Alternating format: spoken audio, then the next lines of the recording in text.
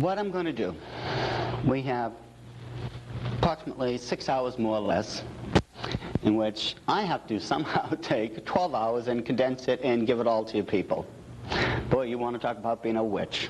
I'm going to have to do something to pull this one off. It's called skipping a lot. What I'm going to do, we're going to start you from the very beginning. We're going to teach you the basics of the Illuminati, how it started, what went on in the early parts of the year. Then we're going to get into a couple of the other things that's very interesting. Then we'll bring you up through history. Hopefully we'll reach modern time with some sanity left behind. Okay,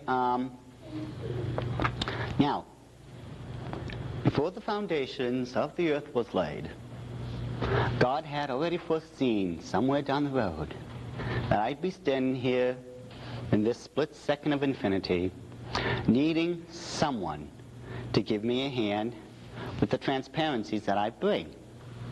See, the problem is, I have to be up here, pointing, talking, doing everything to keep your attention span. Now, someone has to be over here to start flipping everything, putting them on the projector and everything else. And as I said before, God in His infinite wisdom knew I'd be here at this very moment, and He knew right along I'd have in my head right now my volunteer for the night. Okay, Jason, you're sitting there and doing nothing. Come on up here. Come on, Jason, bring your chair. I just love the young. They can be pushed around so easily. No, you don't understand. I'm not paid for niceness, just efficiency. No. And some people say Christians are perfect. No, just bring your chair back over here, Jason. I'm going to show you how to do this very quickly. Okay, basically it's just one after the other.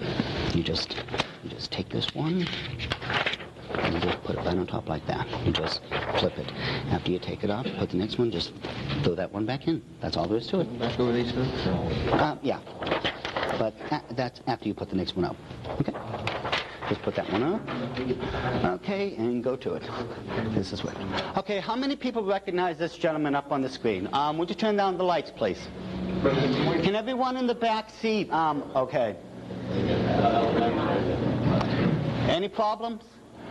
Okay. This gentleman is Dr. Adam Weishaupt. Adam Weishaupt was the first founder of the Order of the Illuminati. He headed it. This started back officially May 1st, 1776. However, 3 years before that, Dr. Weishaupt, who was 25 years old in 1773, held the chair of Jewish canon law at the University of Ingolstadt in Bavaria, Germany. He was the head of the entire sector in the university, and he was only 25 years old. Now, this should tell you the intellectual capabilities that this man had. He was an expert in every single major occult religion you could think of in his day and age. In 1773, he was approached by Meyer Amschel Bauer along with 12 of his financial friends. Now, Meyer Amschel Bauer would change his last name to Rothschild. Meyer Amschel Bauer basically went up to this man, and to paraphrase a long conversation, he told him, we know you have the occult knowledge and intellectual ability to organize the whole thing. We have the money. You do it, we'll back it. That's basically how it came about. 3 years later, Dr. Weishaupt had organized and designed the entire organization of what you now know to be the Order of the Illuminati. Next one, please. During this time, of course, Dr. Weishaupt was doing a lot of recruiting. And by the time 1778 had rolled about, they had already 2,000, at that point it was over 600 of the wealthiest, most influential German citizens in the Illuminati. Now, that wasn't bad, but the problem was Weishaupt lacked the finesse and really the recruiting capabilities of this gentleman down here. Would you raise this up, please, Jason? No, raise this up. Up. Okay, good. Right. You're supposed to make it like, I'm supposed to look good up here. Remember, Jason, you're doing a good job. I'll talk to you afterwards. Anyways, this gentleman here is Baron Anna von Knigg. That man was absolutely brilliant.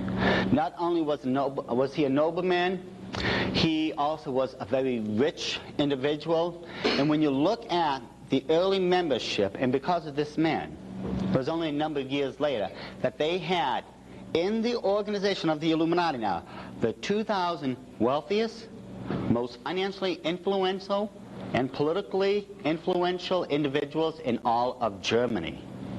Now think about this. What could we as a Christian nation do if we could take the 2,000 wealthiest people in America and put them all together for the cause of Christ? Think of what we could do with that. But the enemy was already well ahead of us. This is what they were up to. Next one, please. Okay, if everyone would please take out a $1 bill. You know, one of those funny money things, the fiat things that actually say they're worth something? Yeah, sure. Take that out, please. No, you get to sit there and just look good. Okay, if you have your dollar bills, hold them up, please. Have your dollar bills, hold them up. Let's see them. Come on. Yes, of course. Okay. How many of you really think that's worth the paper it's printed on? Come on. No. Okay. If you will notice, on the back of the dollar bill, there are two seals. Those are supposed to be the seals of the United States of America. Ladies and gentlemen, they are not. You are looking at the two official seals of the Order of the Illuminati. And I'm going to prove this to you.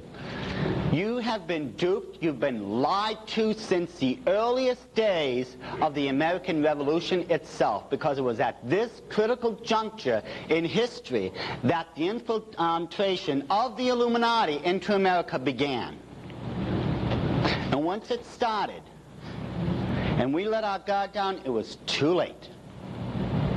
And I'm going to show you how all this happened. If you will please take a look at your paper dollar bills, whatever they're called, really, and start comparing this to the dollar bill up here. You'll notice at the top a Latin expression with 13 letters. It says annuit corruptus. Underneath the pyramid in 18 letters, it'll say novus ordo seclorum. From the ancient Latin, annuit corruptus novus ordo seclorum means announcing the birth of a new world order. This new world order began, if you look at the base of the pyramid, you will see in Roman numerals, or in American letters, however you want to look at it, but this is Roman numerals. It's MDCCLXXVI, which is 1776.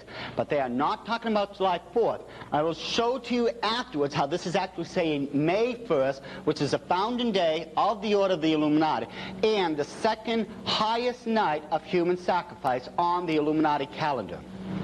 You will notice that the pyramid itself has 13 levels to it. Now, how many people have heard of numerology before? Yes. Numerology, we all know this is where you take numbers and assign them to letters, correct? Yes. But there's another system in the occult that is only taught to certain individuals. Okay, we'll go back to that one afterwards. Let's put this one up.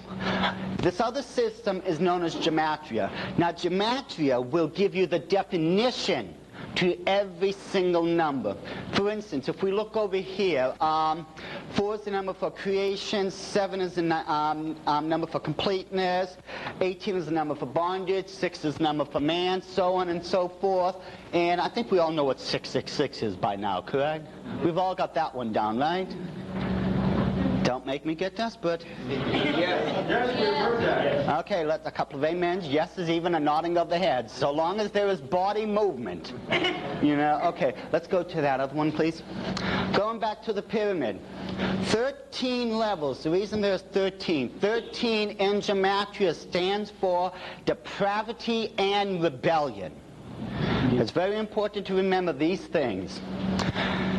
Right above the pyramid itself is a capstone. You'll notice it has 3 sides to it. However, if you look at it carefully enough, the pyramid, you can tell, is obviously 4-sided by the shading, correct? You can't tell that by this. It's purposely done to where it's really three sides. The reason it is because it forms the triplicity of the unholy trinity. The Antichrist, the false prophet, and the beast. This is what the capstone represents. The eye in there is not the all-seeing eye of God. If it is, it's in the wrong position. That capstone should be pointing down to where it would symbolize God looking into the affairs of man. In the reverse, it means man invading the heavenlies, just like at the Tower of Babylon. The eye itself is a left-handed eye. The reason it's left is because it represents the left-hand path, or what's known in the occult, the evil or dark side of the occult. That's why it's known as the left-hand path. That is actually the eye of Lucifer, is what you're looking at. That is not the all-seeing eye of providence or the all-seeing eye of God.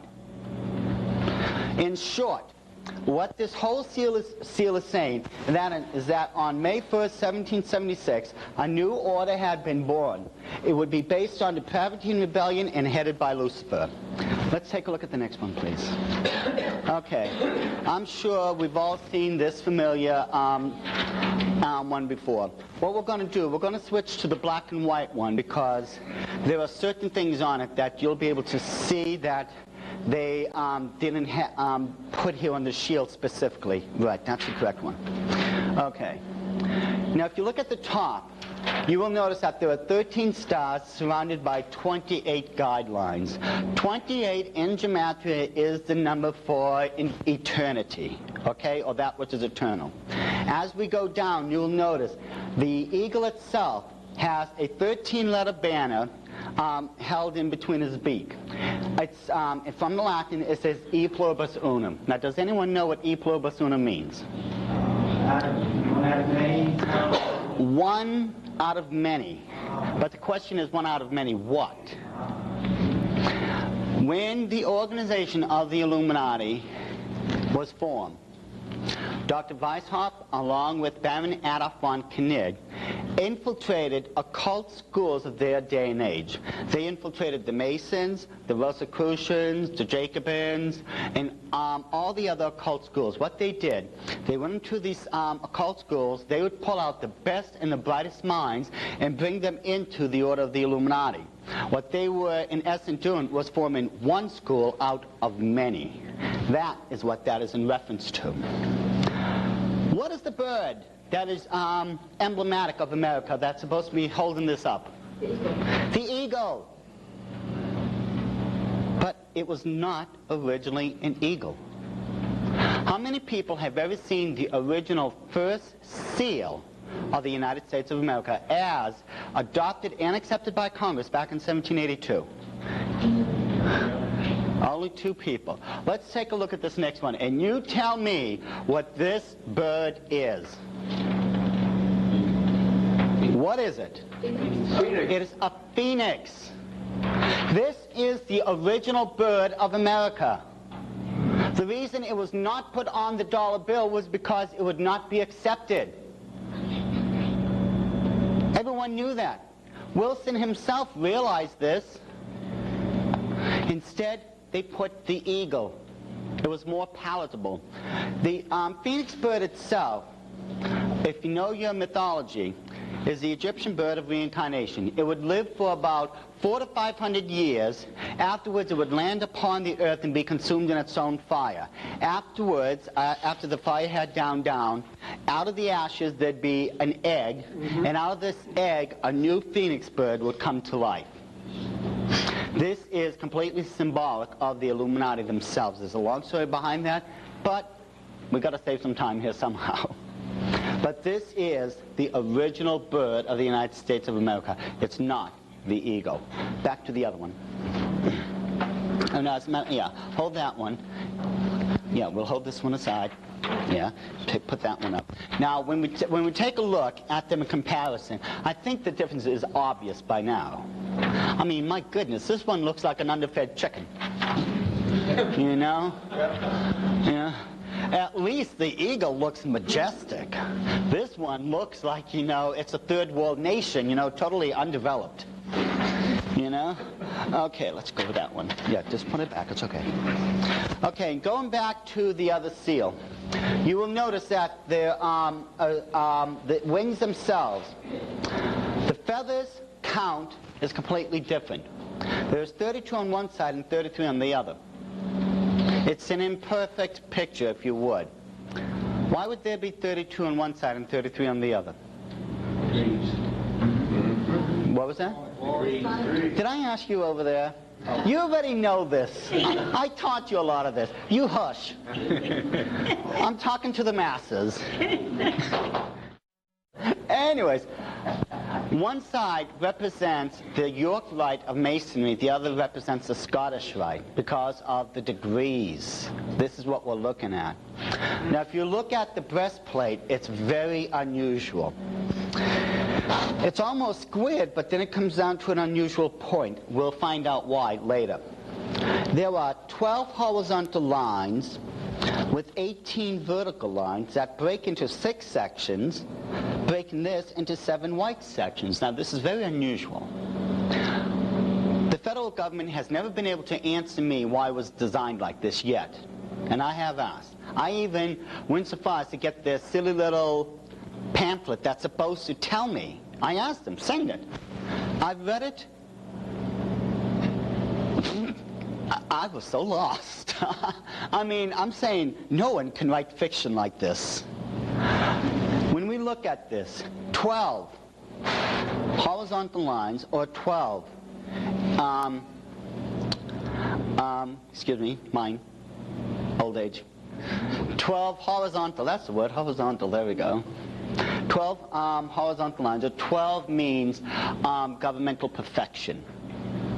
Now, when we look at the 18 vertical lines, what we're talking there is bondage. This is straight from gematria. However, if you remember, it breaks into 6 sets of dark lines with 7 sets of white fields. This 6 is the number for man, 7 is the number for God. What they are in essence is doing is placing man above God here. But I'll get to that. If you look over here, the eagle itself has 8 talons or claws. They are clenched. They are not open. It's important to know this. 8 in gematria is the number for new beginning. On our right-hand side, well, the eagle's right, I should say, you'll notice he's clutching an olive branch that has 13 leaves and 13 berries. On the other side, he's clutching 13 arrows.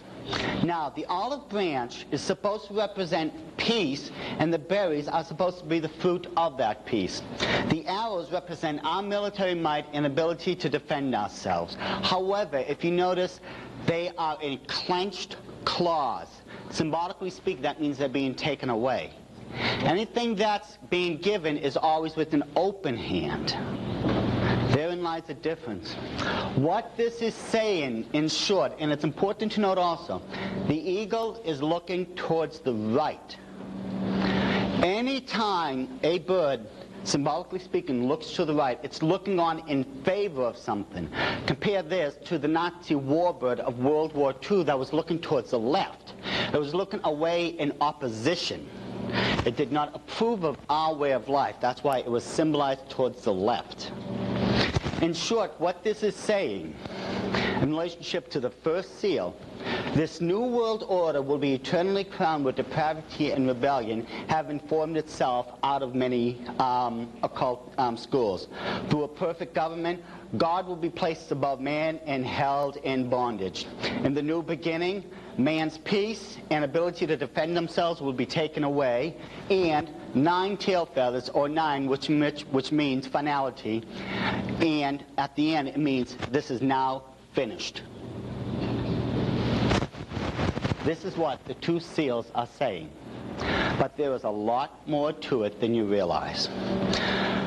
If you recall, we have 6 and 7 here, then 13. We have 13 stars, 13 berries, 13 leaves, 13 arrows, 13 set pyramid, 13 banner. I mean, why are there so many 13s on these things? Government said it's for the 13 colonies, but... Okay, that's what everyone is led to believe. It's supposed to represent the 13 colonies. But why 13, which is the number for depravity and rebellion, represent the 13 colonies? No, there's something more behind this. Let's take a look at this new transparencies.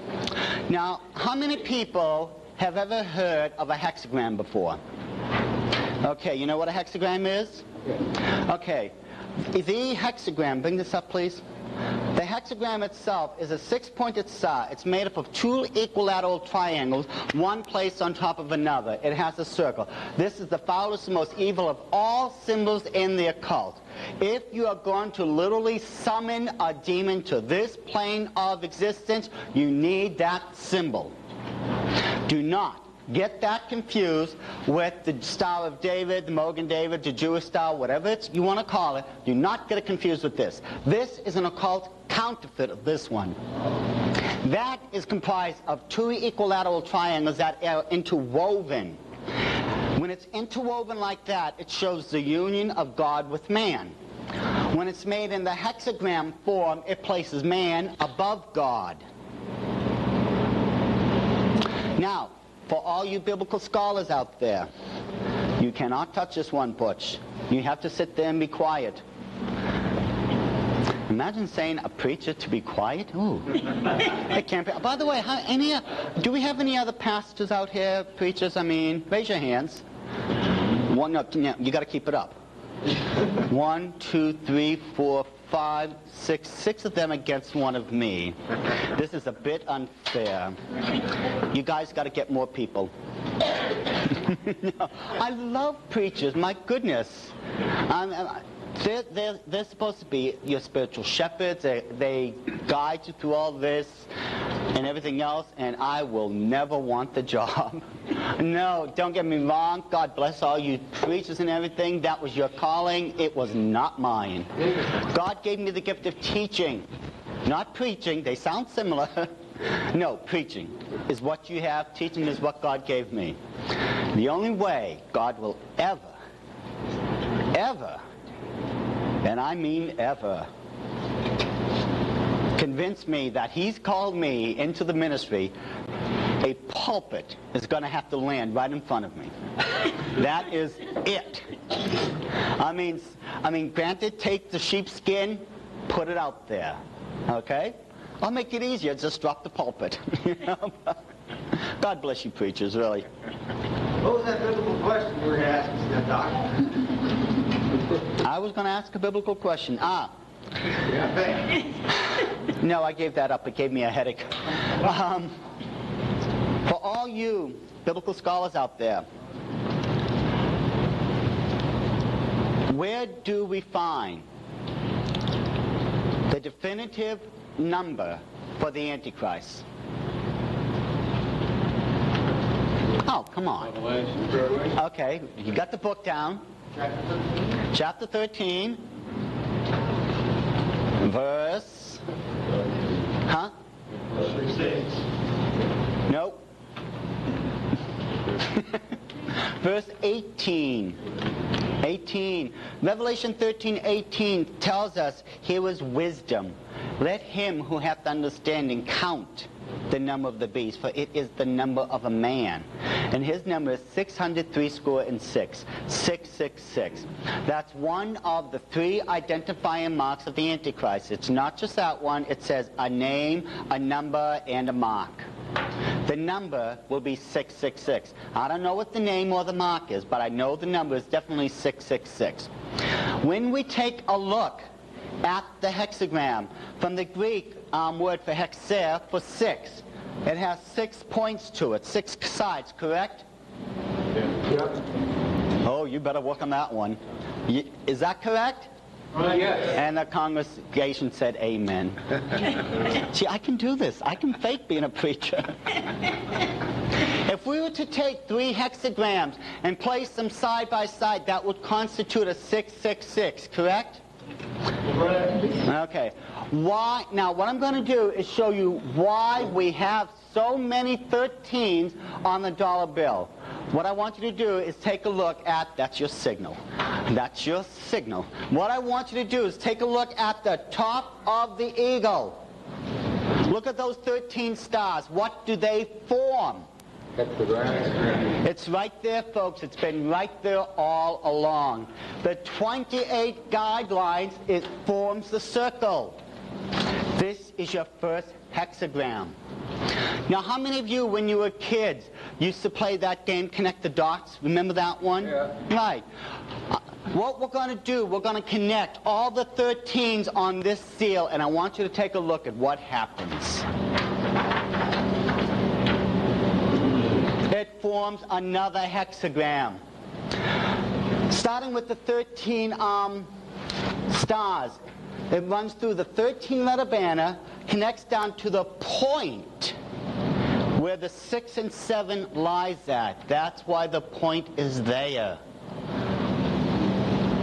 Using this as the guideline, it connects from the 13 stars to the 13 berries. It drops straight to the 13 arrows, and you just connect through the 13 again. And it comes with a circle. Now, if my premise is correct, there has to be a third one, correct? Let's take a look at this last one. It's right there once again.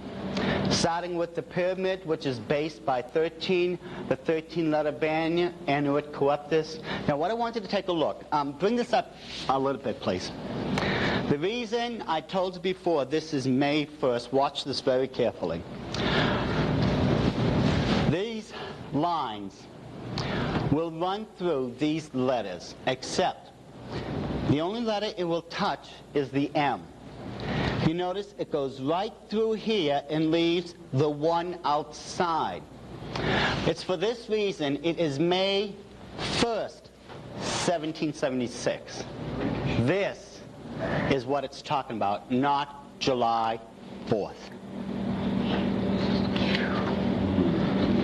Now, how many of you honestly believe this is the symbol for Americana? Now, what we're going to do, we're going to get into a little bit more detailing here. I'm skipping a little, but start with these. Put this one up. I want you to turn that wonderful dollar bill that's actually only worth 5 cents worth of buying power. That's all it's worth now. 5 pennies is what it's really worth. Bring this down, please. Bring this right. Now, everyone, pay attention and look over to this part of your dollar bill at the front. If you look at the other 3 corners, they have circles as symbols, right? This one has a shield instead. It does not have a circle. It is separated by a shield. The reason it does this is because of what we're going to find out. Bring this up, please. You look at the shield here. Gradually we blow it up. This over here, you look straight across the top, and it drops down into the crescent moon. You see a little dot. You keep blowing it up, and eventually you're going to find out it is the owl of the Illuminati. Raise it up. Right there, in the crescent moon itself, the owl has been sitting there all along. Why an owl? Going back a long time in history, the great rebellion in heaven had Lucifer and his followers thrown out. Lucifer was perfect in wisdom. You look at the translation in the Hebrew very carefully. We're talking, he was so perfectly filled with wisdom, you could not put an eye drop more into him without busting him at the seams. This is how completely filled God had endowed him with wisdom. But it became perverted. He was thrown out of heaven, started the occult, and through that, the Illuminati, which from the Latin, which means the bearers of light or the wise ones, came about. You look at the ancient legends, the goddess of wisdom was always symbolized by the owl. That was Athena, the goddess of wisdom. The Illuminati, the wise ones. Lucifer, from the Hebrew, the morning star. He was full of wisdom. It all boils down to wisdom. This is why, to this very day, the totem animal of the Illuminati, to this very day, is the owl. It has always been like that. Every single social, cultural society you'll ever come across has these symbols. In America, it's really the phoenix bird. You've been told it's the eagle. Totems, such as the North American Indian totems, those were not originated here in America. They come from Egypt, actually Babylon. The Egyptians used animals as their totem symbols. Of all their gods, only one was not depicted as an animal-headed being. That was Isis. Check the hieroglyphs. Those are animals and birds. These were their totem animals. Let's go to this next one. On the color translation, transparencies, it shows up just a little better. We bring this down. It starts just like a little dot. You keep blowing it up. And bring this up, Jason. And you see the eagle once again, nesting in the crescent moon, which is the symbol for Semiramis, the co-founder of the occult religion. The other co-founder was his son Nimrod. He's depicted with the five-pointed star, which is the pentagram. But here there can be no doubt. Now what we're going to do, we're going to go... You said eagle, you meant owl, right? Excuse me? You said eagle, but you meant owl. Okay, that sounds reasonable. You know, some people think that this is the day of Pentecost and that we need tongues and translations, you know. You people understood what I was talking about, right? Okay. Hush. You know? By the way, for some of you bigger guys, there's an alley down there, you know. What I want you to do, if you please, back to the back part of the dollar bill, please. We're going to go even further into this. Now, what I want you to do is take it and sort of stand it up. Okay? This way. No, not physically stand it up. Turn it like this. Okay? And just right. Okay? This way you have two ones pointing up at the top. Let's take a look at this, please. Okay. You should have like the one at the bottom beginning to point like this. You see what I mean? Now, let's bring this up, please, just a little. Okay. Okay, drop it down even a little further. A little further. Come on, you can do this. Oh. Now, if we take a look at this, this is a very busy picture with all these zigzagging lines going back and forth like this. Now, how many people have ever seen a Rorschach smear? You know, it's ink dots, splat, and you're supposed to think what it is, right? You know. Well, basically, this is, you don't realize it, but you're looking at a Rorschach smear here, but one that's been pre-designed. Okay, let's go to this next one. No, we're over here. Okay? Yeah, take that one off. Yeah. I don't know what happened to the bigger one. Hold on just a second. Okay. Well, we'll get to it. Let's just put this back up for a second. Okay? And we'll just put this over here. Okay. Here, there is a picture that if you look very carefully, most of the time people can't see because of all these busy lines. What we're going to do is start subtracting these busy lines, just the background itself. And then I want you to tell me what you're really looking at. Bring it down. Now bring it up. Bring it up. It's an owl. Subtract all the busy background, and it's the owl. Oh, here it is. As a matter of fact, if we take a look at it again, bring it down, please. Bring it up. Sorry. You just keep blowing it up. The background doesn't allow you to really focus on what's there. Bring it up. But once it gets bigger, then you start knowing what you're looking at and subtract the background, the end result is still, no matter how you look at it, it is the eagle. The owl. Sorry. See, Butch has got me doing this now. Yeah. Remember, guys, the alley. Okay? This is what it is. It is the sacred totem animal of the Illuminati. Now, what I want you to do is turn the dollar bill back to, keep it on that same side. But what we're going to do, put it in, get that one off. But what we're going to do, we're going to look at the bottom part of it now. Okay. Okay. Oh, by the way, just before I forget, the people at the Bohemian Grove, this is why. How many people have heard of the Bohemian Grove before? Yeah. This is why they are worshiping at the Bohemian Grove in front of the sacred 40-foot owl of the Illuminati.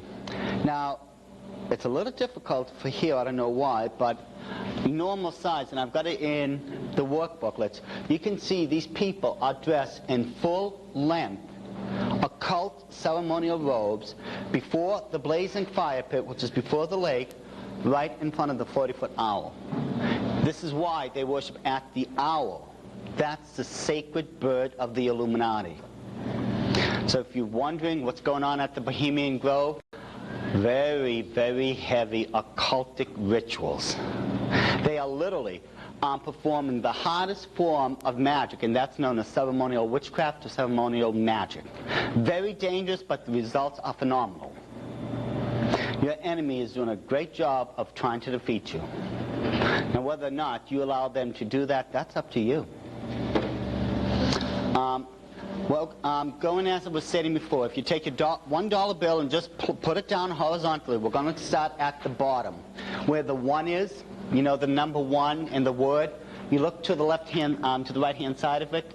Everyone know what I'm talking about? Hold it like this. Everyone just hold it like this and put it on the table. Okay? You look at that 1 on the bottom left. Start looking to the right. You get the busy signals all over again. Bring it up, please. When we enlarge it, again, lots of busy things. It's done like that so you can't properly focus on what's there. But take a look at this next one. Once we start subtracting all these busy lines, the end result, you will notice, is a skull-faced winged demon. Just subtract the background part. This is what covers the top and the bottom of the back side of the dollar bill with all those lines. Are skull-faced demons. And on the sides, you will find on either side 2 owls, the sacred totem animal of the Illuminati. If this is the symbol of Americana, I've got to get another country to go to.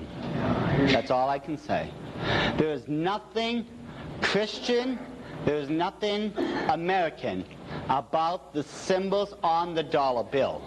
Now, how many of you honestly still are convinced those are the seals of the United States?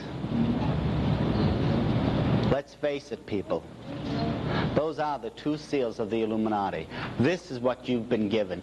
But no one, let's face it, you weren't allowed to know this. See, these are just some of the secrets the Illuminati does not want you to know that they've used to actually call forth demonic spirits to eventually wear down the American people, and especially the Christian foundation that it was originally intended to be built upon. This is why all this was done.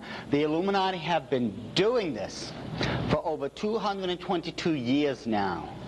They are only a number of years away from completing their plans towards the creation of a new world order. It was Weishaupt himself who coined the expression Novus Ordo Seclorum, or New World Order. It was not George Bush. Bush was just parroting the orders of his masters in the Illuminati. That's it. Pastor, what do we have for time, please? Tonight will be found on videotapes, The Arrival of the Antichrist, or if you prefer the cassettes, it's on the Illuminati's New World Order. And if you get one of the cassette series, please don't forget a work booklet. These cassettes series, they're designed so that with the work booklet, you've got the actual material I'm using up here. You take this, you share it. You show the people what is going on. You've got the proof there. You're responsible for what you have learned. You've become the watchman of the tower. Right. It's up to you now to sound the alert. Amen. Yes, sir.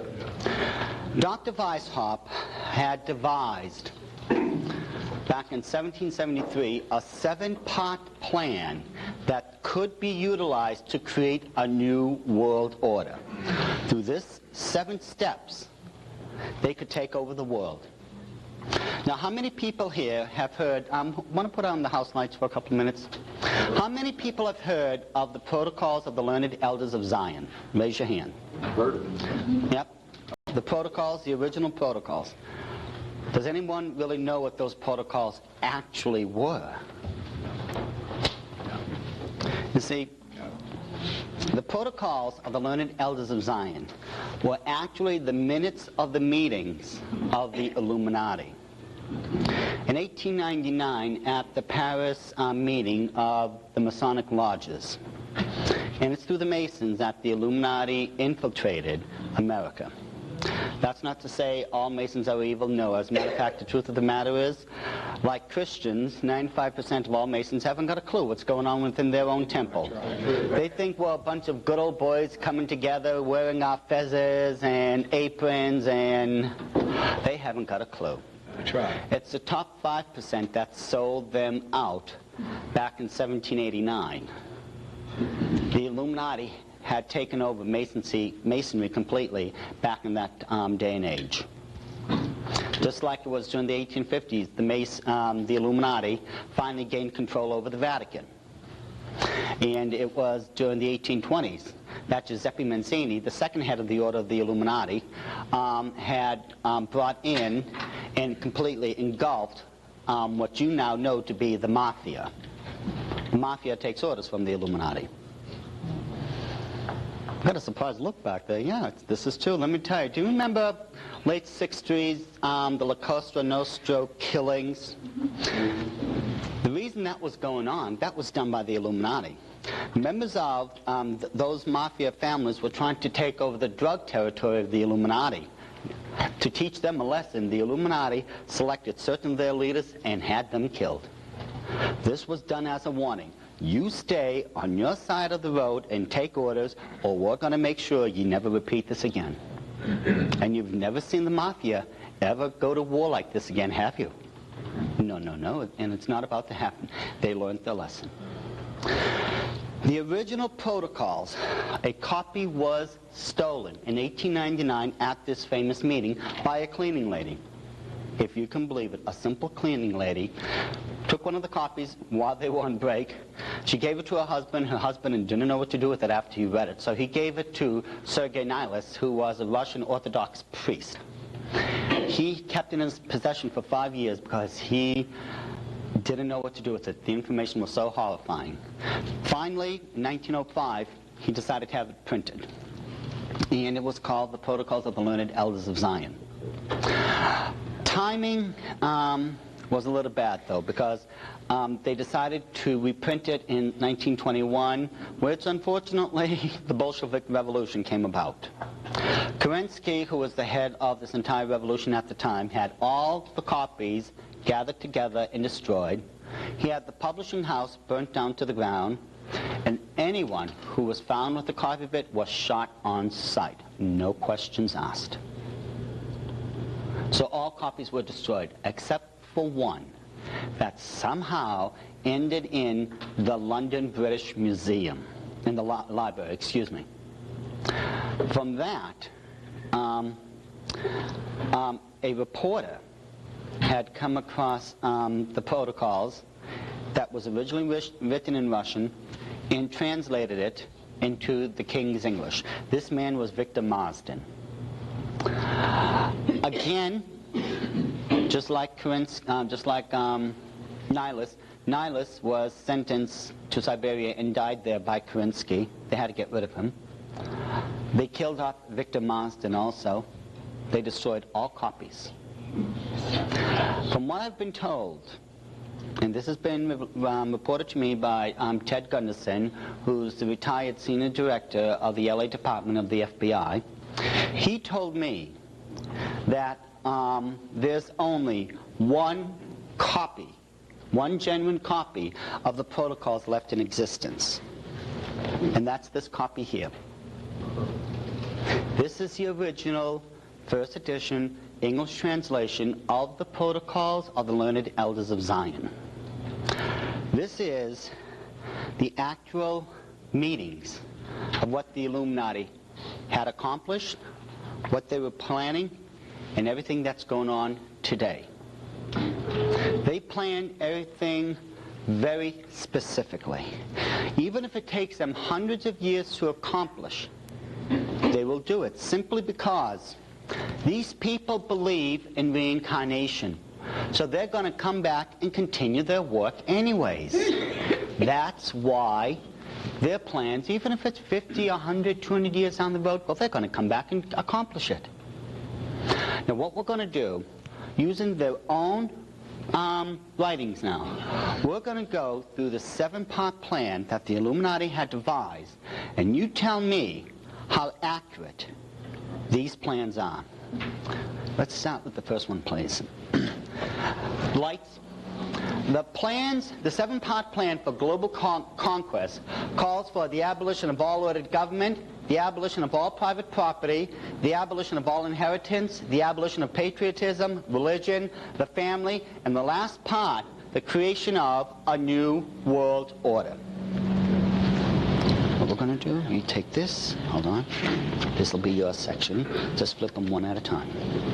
Okay, I'll take this. Okay, how do they plan, and keep this over here so you can bring it back and forth. How do they plan to abolish ordered government? Let's go through this one at a time. I am not going to stand behind this. This thing is just too high for me, forget it. Okay, you'll just follow along. How do they plan to abolish government? Listen to this. Political freedom is an idea, but not a fact. This idea one must know how to apply whenever it appears necessary with this bait of an idea to attract the masses of the people to one's party for the purpose of crushing another who is in authority. Next one. Whether a state exalts itself in its own convulsions, whether its internal discord brings it under the power of external foes, in any case it can be accounted irretrievably lost. It is in our power. Next one. In any state in which there is a bad organization of authority, can we say Bill Clinton? An impersonality of laws and of the rulers who have lost their personality amid the flood of rights ever multiplying out of liberalism, I find a new right, to attack by the right of the strong and to scatter to the winds all existing forces of order and regulation, to reconstruct all institutions and to become the sovereign lord of those who left to us the rights of their power by laying them down voluntarily in their liberalism. The constitution scales of these days will shortly break down, for we have established them with a certain lack of accurate balance in order that they may oscillate incessantly until they wear through the pivot on which they turn. Speaking of the president, he will have the right to propose temporary laws and even new departures in the government constitution. These temporary laws are known as what? Presidential order. Executive orders. You've got it. Those are only supposed to be used for the executive parts of the government. Those do not apply to the people unless in the case of state emergency. But we've let them do it anyways. Listen to this very carefully. When we, the Illuminati now, when we introduced into the state organism the poison of liberalism, its whole political complexion underwent a change. States have been seized with a mortal illness, blood poisoning. All that remains is to await the end of their death agony. That's why liberalism was put into the American system. Useless changes are forms of government to which we instigated the Goyim. Actually, that's, that word needs to be translated into chattel. This is a coded document. I'll explain that afterwards. Useless changes are forms of government to which we instigated the chattel when we were undermining their state structures will have so wearied the peoples by that time that they will prefer to suffer anything under us rather than run the risk of enduring again all the agitations and miseries they have gone through. While preaching liberalism to the chattel, we at the same time keep our own people and our agents in a state of unquestioning submission. Our power in the present tottering conditions of all forms of power will be more invincible than any others because it will remain invisible until the moment when it has gained such strength that no cunning can any longer undermine it. Why do you think it's called the invisible government?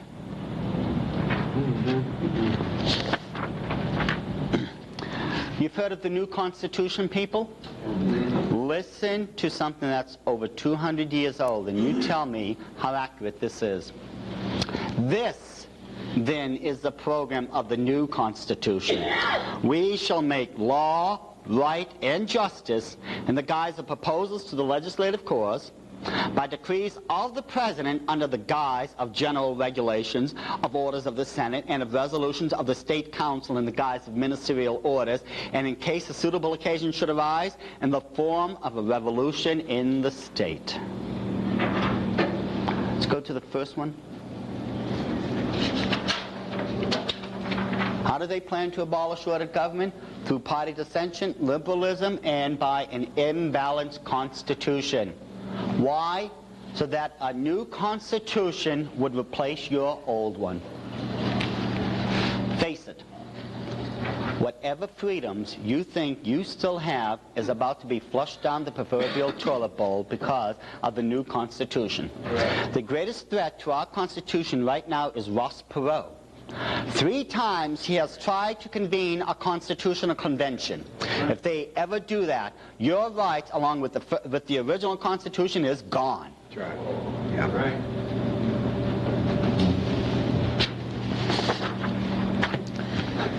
How do they plan to abolish private property? We shall create by all the secret subterranean methods open to us, and with the aid of gold, which is all in our hands. Now, what does this sound like? A universal economic crisis whereby we shall throw upon the streets whole mobs of workers simultaneously in all the countries of Europe, and now, of course, America.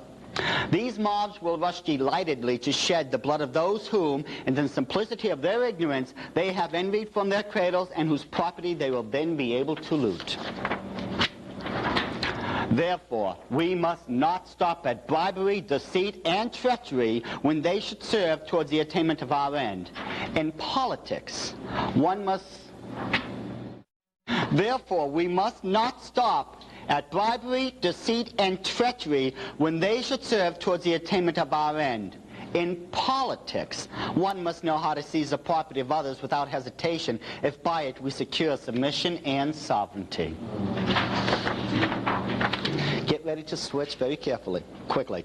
It is essential, therefore, for us at whatever cost to deprive them of their land.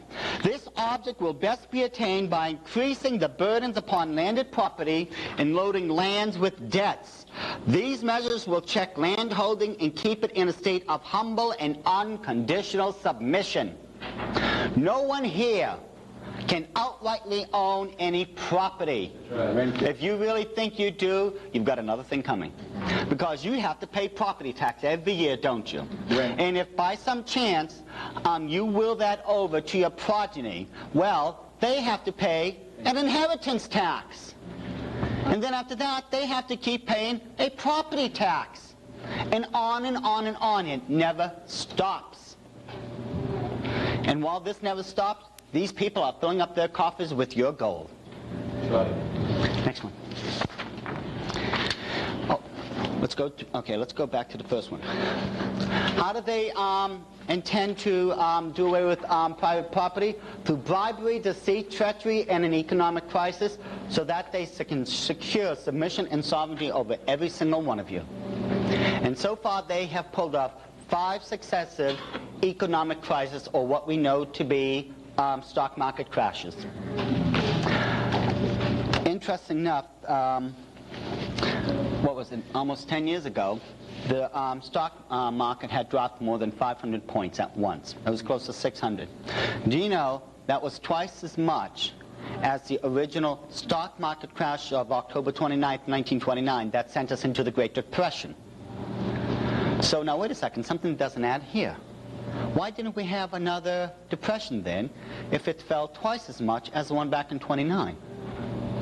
Unless someone is behind the strings, so the scenes, pulling the strings to the purses. Sure. It's just a matter of common sense, people. 1 and 1 is supposed to equal 2. But something here isn't adding up. How did they plan to abolish all inheritance?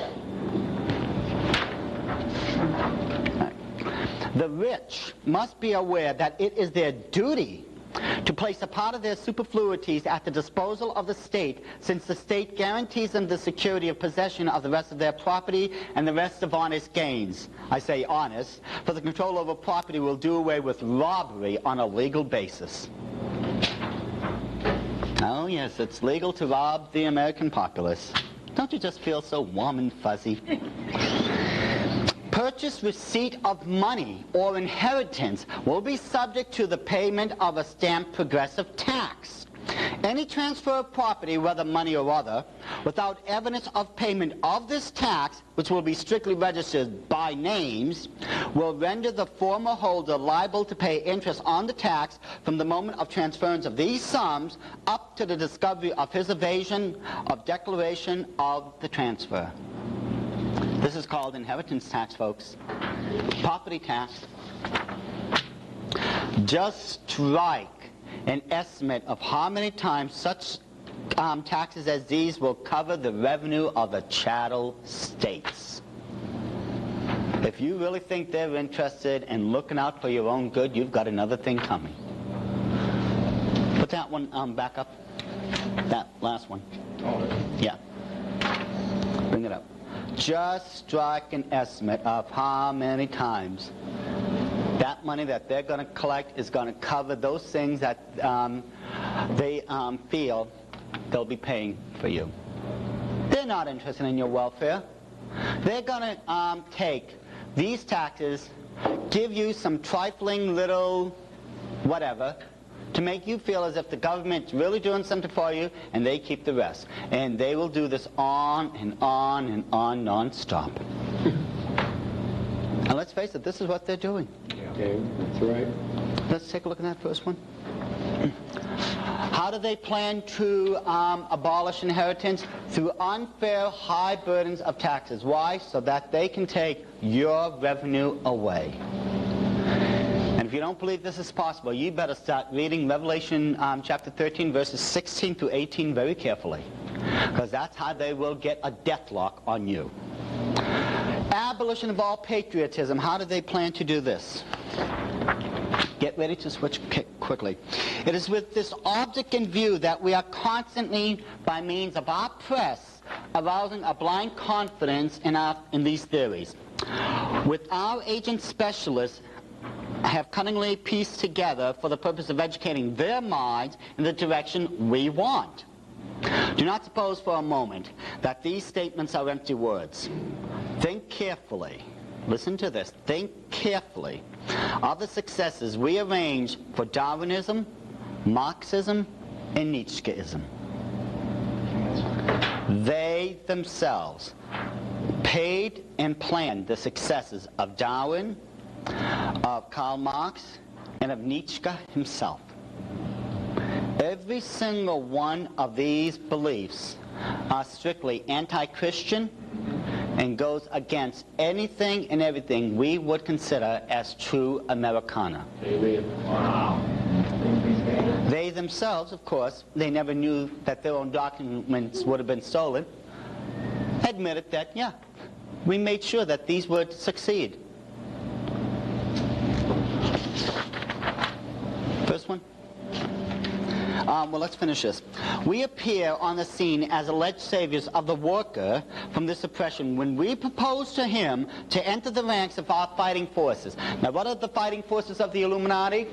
Socialists, anarchists, and communists.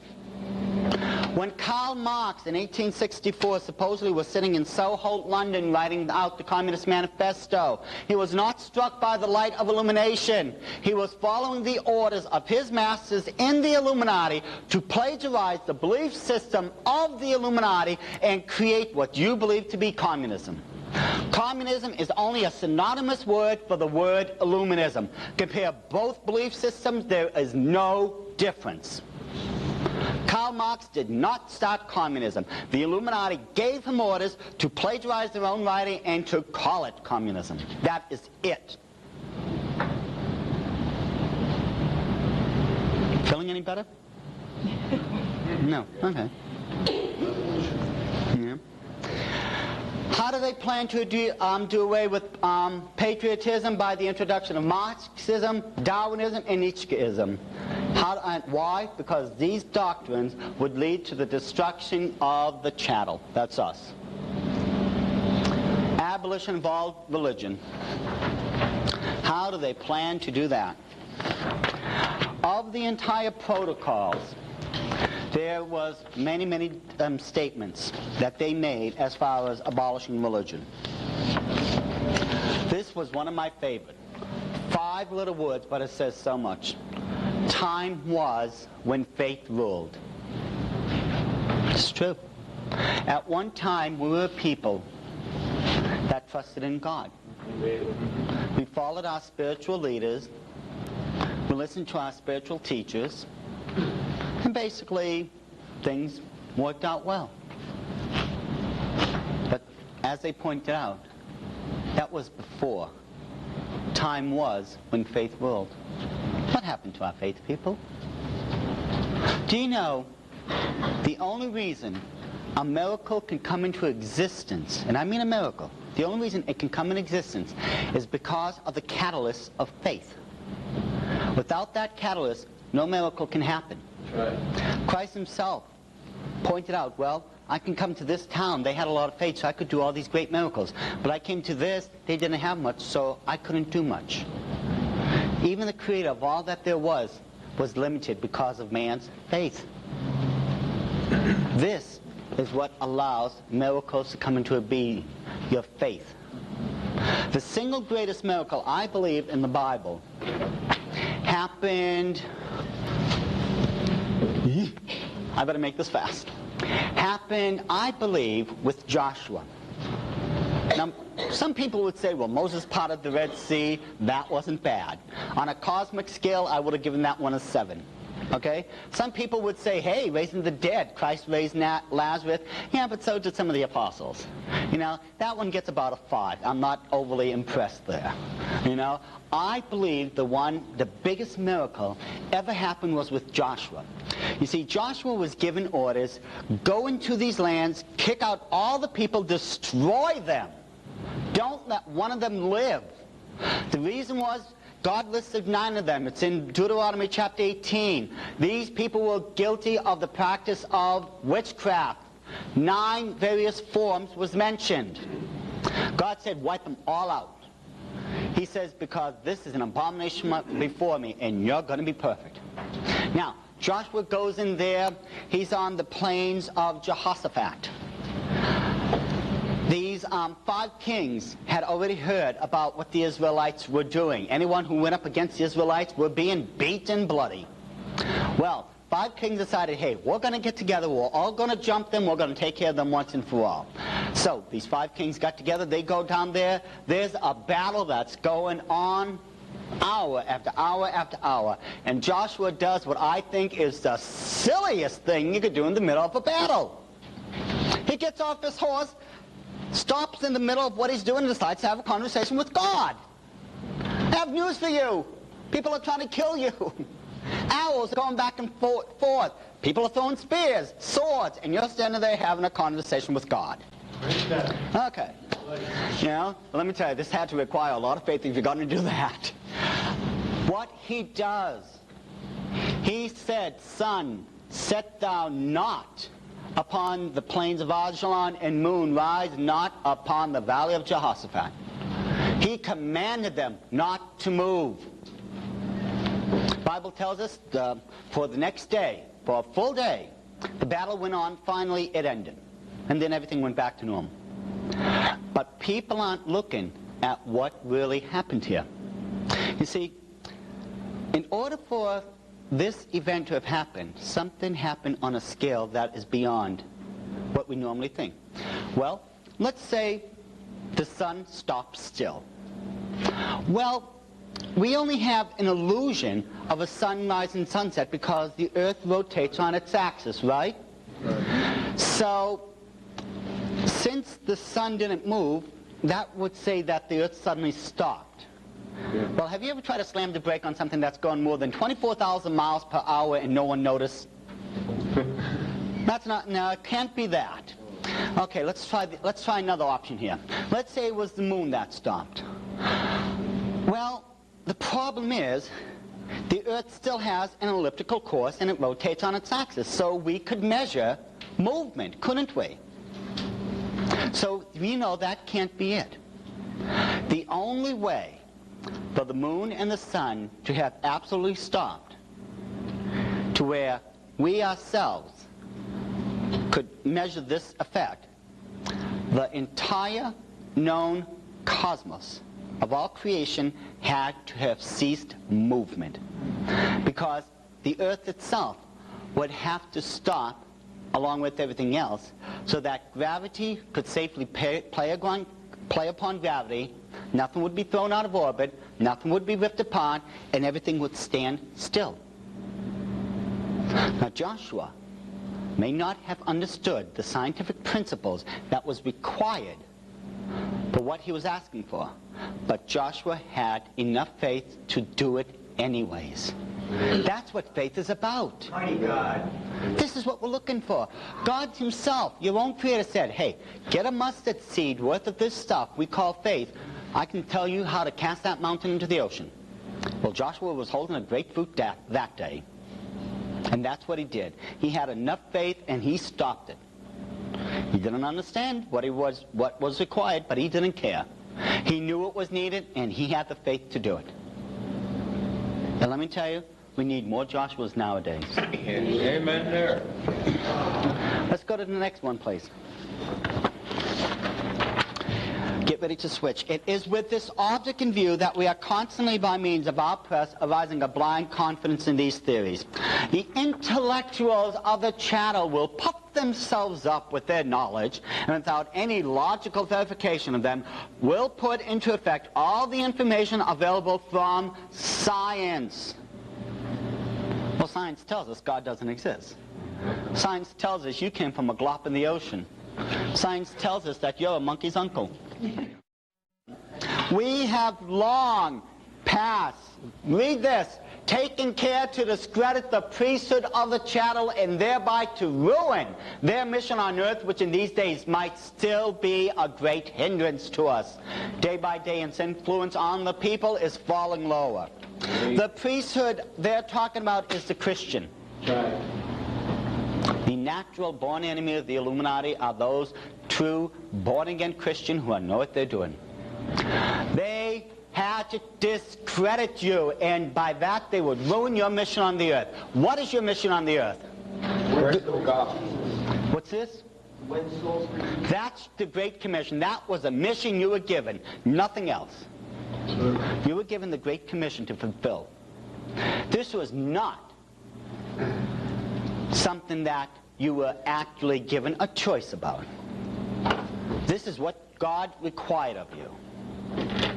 And God did not say, oh, well, if you're in the mood, would you mind doing this for me today? Or if you're in the mood, would you actually stop this person from going to hell and witness to him? No, this was not an option. When you became a born-again child of God, you surrendered your right of free will. This is what it is. If you have not surrendered your free will to God, I have news for you. You're in a state of rebellion.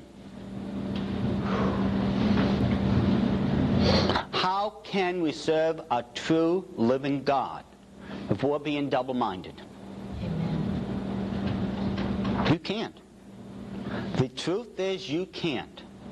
You have to surrender your true will, die to yourself every single day, and just try to serve God. By this, you'll be able to fulfill the Great Commission. See, the hammer cannot pick itself up and nail the nail through the wood, can it? It's the same thing with you Christians. God cannot use any single one of you unless you allow yourself to use them. You're the tools through which God leads people to salvation. That's the only way God can do it. It's through you people. Every single one of you. And you have to think to yourself, if you really, really want to serve the true and living God, and I want no hands for what I'm about to ask you, just keep your hands down. You have to ask yourself this important question. Have I willingly wanted to serve God and really love these people on the earth so much that within the last week I took time out to witness to someone? Don't raise your hands. Don't raise your hands. Ask yourself, gee, did I really take time out the last 7 days to witness someone? If you haven't done that, well, have you done it in the last 2 weeks? Were you really so concerned about these people's eternal damnation that you witnessed to them in the last 2 weeks? If you haven't, what about in the last month? Did you really care about fulfilling your Father's role for you upon the earth? See, look at these checks and balances. And if you really haven't done it, you better start balancing your checkbooks. Because people are dying by the thousands every day and going to an eternal damnation in hell, which eventually will end up in the lake of fire. Christ didn't just die for you people. He died for them also. If he loved you so much and cared about you so much that he brought you out of the devil's kingdom, you yourselves need to reflect that same love and concern and do the same thing Christ did for you.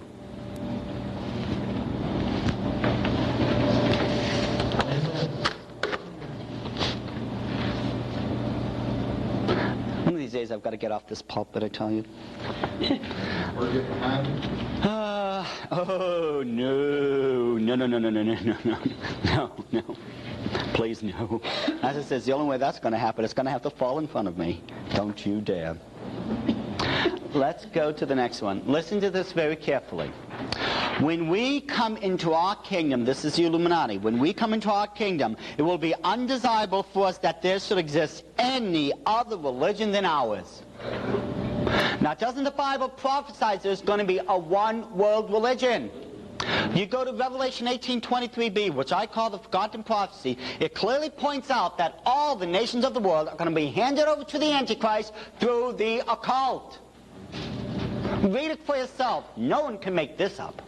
It's the occult that has to have their way on the earth for 7 years.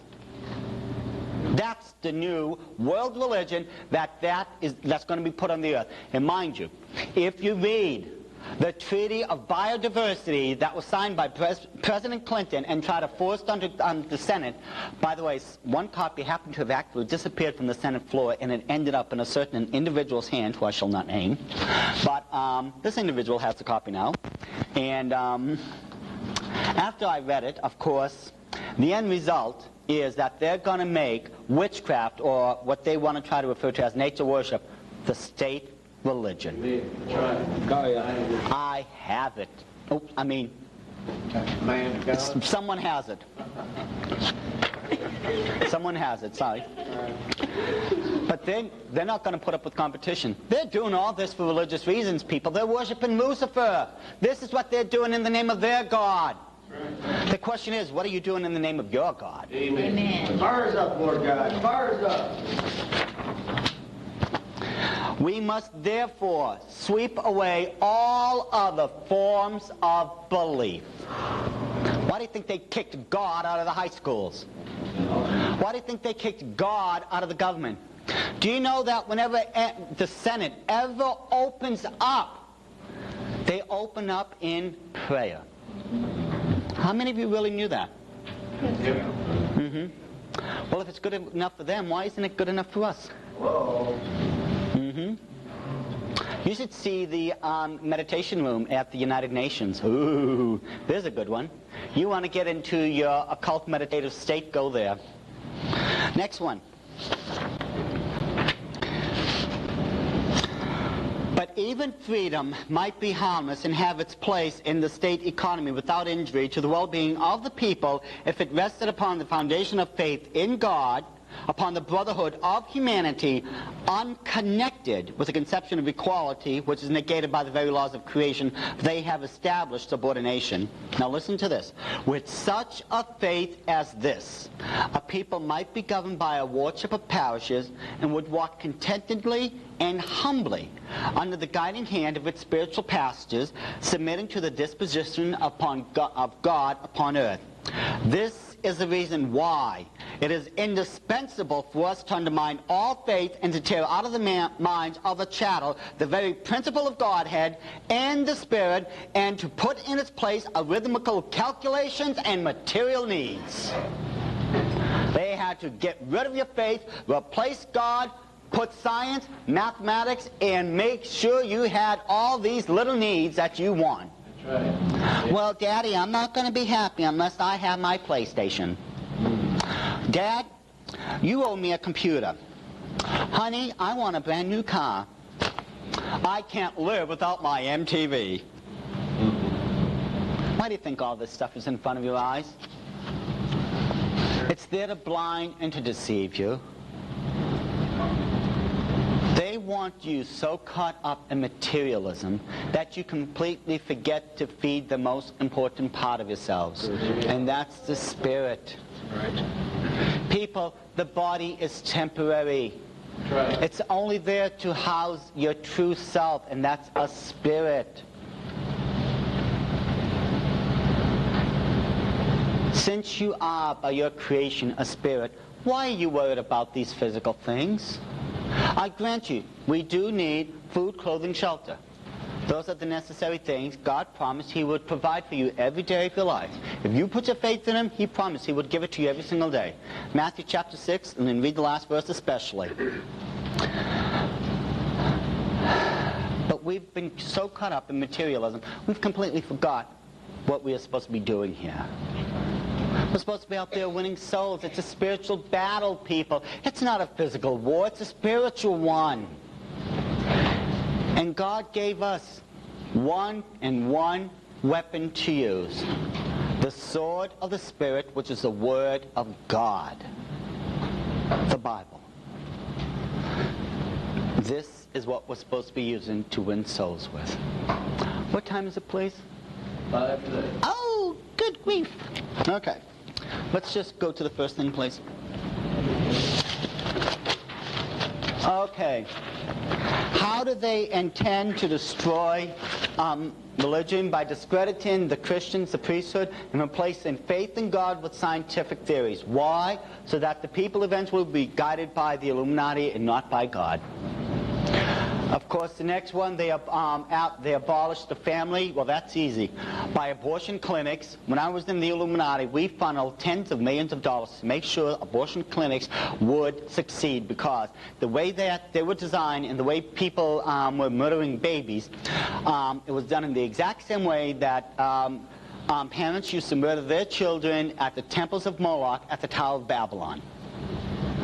Abortion did not start here, people. No, it started way back when.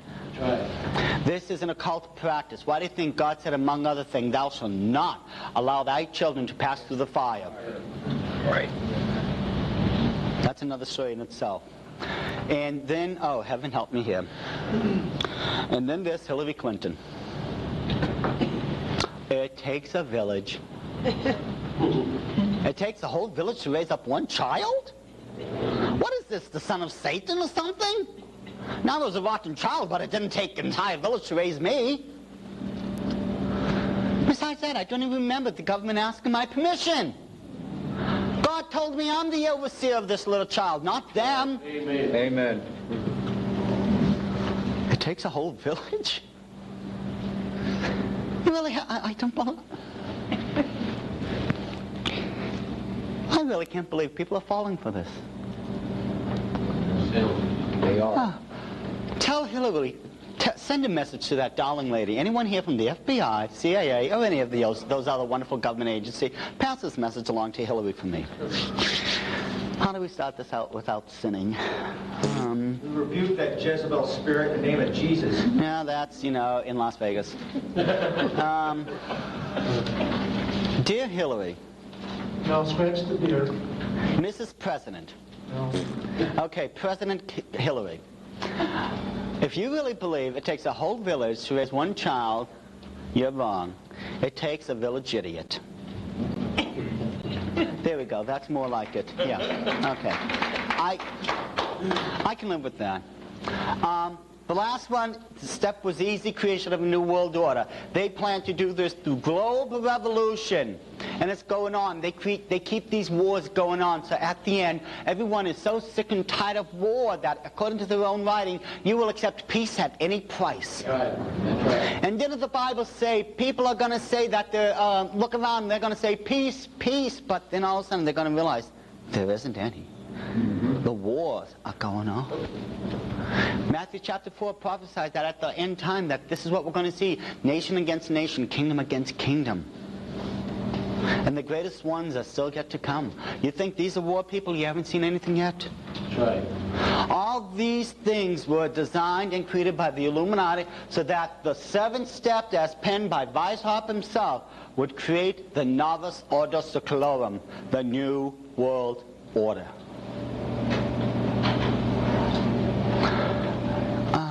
What time do we have, Jason? After 9. Okay. According to Jason's watch, which is the official Greenwich Mean Time right now, it is 10 after.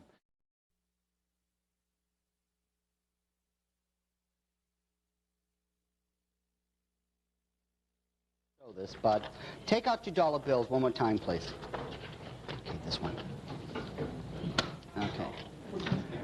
Now, again, if you remember, on the pyramid part itself, you find the hexagram, okay? Want to hit the lights, please. Except the pyramid itself also helps us find out one other mystery about the entire seal of the so-called United States. It's actually the seals of the Illuminati. Starting at the foundation, the base of the pyramid, the foundation is always the beginning of things. You will find the hexagram will touch only certain letters, and only very specific ones. Starting at the base of the pyramid, it starts with the M. We follow the design, it goes all the way up to the A. Cut straight across all the way over to, again, cut straight down to, it cuts up. Now, on the black and white, it's difficult to see, but it actually cuts back over through the design itself, the hexagram, 2, N. And what does M-A-S-O-N spell? Mason. Mason. The Mason, as I stated before, was swallowed up back on July 16th of 1782. The Illuminati had them, back then, the representatives of the 23 supreme Masonic councils of the world, had their representatives meet with them for 30 different sessions. At the end of those sessions, those representatives signed a blood contract vowing to follow the Illuminati's 7-part plan to the creation of a new world order. Most Masons, 95%, haven't got a clue. The only way a Mason can become a member of the Illuminati is once they get to the 33rd degree. But there's something that goes on at this degree few people know. This is supposed to be just an honorary degree, but it's the most important degree a so-called Mason will ever face. Part of the ritual will have this so-called Mason enter a room, and there will be 2 thrones. The throne on the left will have all the regalia of a priest. The one on the right will have all the regalia of a king. They are then given a choice. You've got to choose one or the other. Now, how many people here would take the regalia of a king? Who would take the stuff of the king? Okay, who would take the stuff of the priest? Well, if you've got to take one or the other, which would you take? Come on, you're given a choice. You're a would-be Mason here. Fake it. Who would take the king? Okay, who would take the priest? Okay, those who took the kings, you would get a nice pat on the back. They'd shake your hands. Hi, you're a 33rd degree Mason. Those who took the priestly stuff, you would then be passed into the next room where you would be initiated as a 1st degree Illuminist. This is how the high-level Masons who are not brought into it are brought into it. You see, there's a very old saying in the Book of Shadows. Now, the Book of Shadows is the most powerful book in the occult. In it, there's a saying that goes, let the kings be kings, let the bankers be bankers, and let the priests be priests. What this is saying is let whoever wants to rule the country rule it, because the bankers pull the purse strings, but the priests control the bankers. This is why the priestly robes, if you want to go on from 33rd degree Mason and become a 1st degree Illuminist, that's why you have to take the robes of the priesthood. See, there's more behind this so-called 33rd honorary degree than most people realize. That's what's going on. Oh, what do we have for time? 9:35. Okay. Tomorrow, we're going to be covering, and I hate to say this, but the truth is we're going to be stepping on a lot of people's toes in the Christian world. We're going to be talking about the so-called, and I do say so-called, Christian holidays we practice. You know them. Easter, Christmas, Harvest Festival. No, Christians don't celebrate Halloween. No, we're supposed to be doing the Harvest Festival thing. But you're right. You are absolutely right, Raphael. A lot of Christian churches I have seen have Halloween parties. Yes, they do. I can't think of one reason why we would ever do something like that. I mean, this is blatant hypocrisy at its greatest. Amen. And yet there's a group that's even worse than these open hypocrites. They're the closet hypocrites, the one who want to have the harvest festivals. When you compare the harvest festival to the harvest festival of the ancient Druids who started all this to begin with, there is no difference. Correct. It is the same occult practice. Plus, and I will be going through just some of these holidays. I don't have the time to go through all of them. what we will also be doing is going through the major prophecies of the book of Revelation. And to understand these prophecies is very important because you have to understand how all these things that we'll be covering is actually going to be fulfilled via the occult in the book of Revelation. And the amazing thing is it's very clearly spelled out. It is very clearly spelled out. All you have to do is sit down with a little bit of common sense that God gave you, see what the prophecies state, see what we've already gone through, and see if they match up. See if what the Illuminati has proposed, the Bible says is going to happen. Once you do these things, I think you're in for a shock. I really believe you're all in for a shock now. Okay, what I'm going to do, I'm going to pass it back to you, Pastor. And then afterwards, we will take question and answer for about 15 minutes, okay? Pastor? Want to bring up the house lights, please? If you have any questions pertaining to what we've talked about tonight or something specifically of the occult, please ask it. However, first question, of course, will go to the ladies. My mom taught me ladies first. So, ladies, if you have any questions, raise your hands. I have a question. Okay, would you please stand up and let me know your name? And when I say stand up, I say because so everyone can hear you. I'm Debbie. Hi. I had always heard and had heard some people who had been in witchcraft and all, but a lot of times they had rituals or rites that they did where they took a portion of a finger off as a sacrifice or something like that. Is that true? And do you know about that? That's more myth than anything else. That is like, okay, the best way I can compare that is like being a Christian snake handler.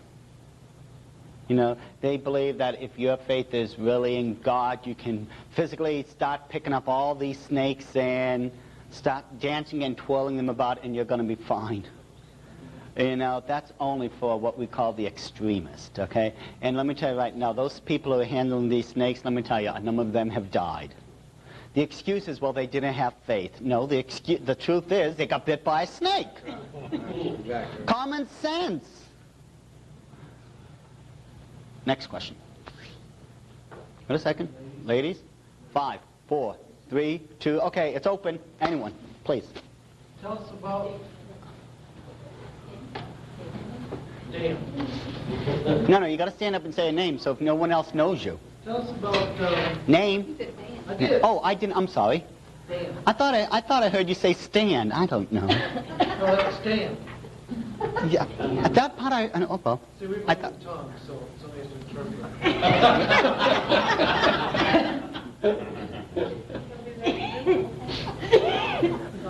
Tell us real briefly about our friends in the Washington District of Criminals. How many of those people belong to the Illuminati? Oh, How many of wow. our presidents have belonged to that? Okay, all but 60 of your presidents were either in the Illuminati or controlled directly by the Illuminati. Most of your, those people in Congress, in the Senate, you know, those wonderful representatives and senators, the exact amount to me right now, I don't know right now. It's a little bit more than 20 years later, but I can tell you right now, no one up there got any true political power unless they were initiated into the Illuminati. You just can't get into any political power-based situation now unless you're a member of the Illuminati. It just is not going to happen. They even, of course, control the crowns of England, as I said, the Vatican before, and just about any single nation you can point to on the earth. So as a follow-up to that question, would it be a fair assumption, an accurate assumption, to say that if we as Christians submit ourselves to the governing authorities, quote unquote, that we are indirectly submitting ourselves to Satan himself? Okay, the scripture tells us we are supposed to obey those laws of the land and obey those that have authority over us. However, that is only so long as it is not in contradiction to what God has told you is supposed to be the way you're supposed to live. If they are trying to, through their authority, get you to sin, you are not to do that. Right on. Your first authority is God. This so-called governmental authority or any underneath that is secondary. That is not your primary source of authority. That's the secondary. So long as it's not contrary to God's word, you are subject, if you are supposed to be in subjection to that particular authority, whatever it may be. Okay? Well, I'm not going to split a gray hair for you. I can't tell you, to disobey the government. I can tell you to do what the Scripture tells us to do. Now, how far we want to take that, that's going to be a tough thing no matter how we look at it. Where do we draw the line? Where do we say this is black, white, and gray? See, that's going to be a toughie. All I can give you is what the Scripture tells you. So long as it's not in disobedience to God's word, fine. But if they make you try to set up something to where you're going to sin, don't do it. That's the best guideline I can give you.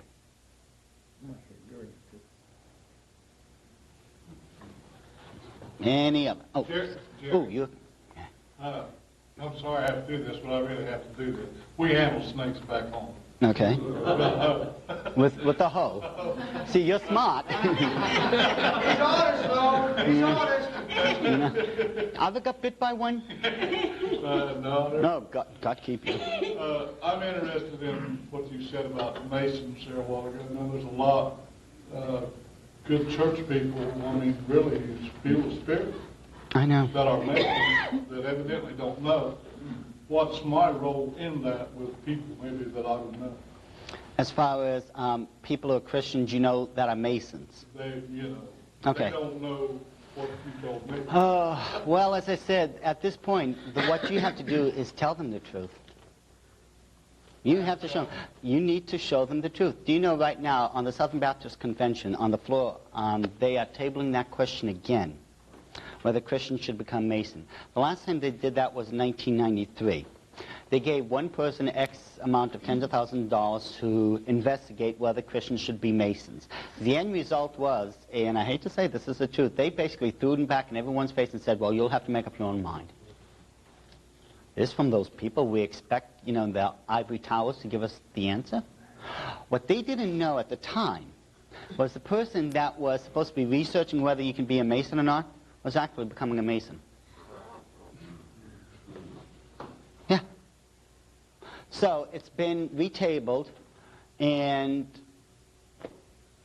somehow someone wants me to address these people at the Southern Baptist Convention and let them know the full truth. You see, you read their own books, and I have their own books. And I have some of the coded ones also. See, in most Masonic books, I can tell you right now, there are two versions. There'll be what's known as the esoteric, and then there's the exoteric. The exoteric version is the version anyone's allowed to read. The esoteric version, and I can tell you the difference, how you can tell if it's an esoteric or not. Open up the front. Not only will it say that this is an esoteric book, but that it has to be returned to the Masonic Lodge upon the death of the recipient. That is a true esoteric version. That's the secret version. In the exoteric, they've taken out the stuff that they don't want you to know about. But in the esoteric, it has all the stuff. I'm hoping that this time they don't pick a would-be Mason to try to research this topic. No, all you have to do is read the Masonic books themselves. It clearly points out that they believe Lucifer is the god of good, that they believe he's the source of all light, that Lucifer is the good god. It just goes on and on. It's in their own writings. That's in the book that tells the truth. The other book wouldn't necessarily have it. Oh, yeah.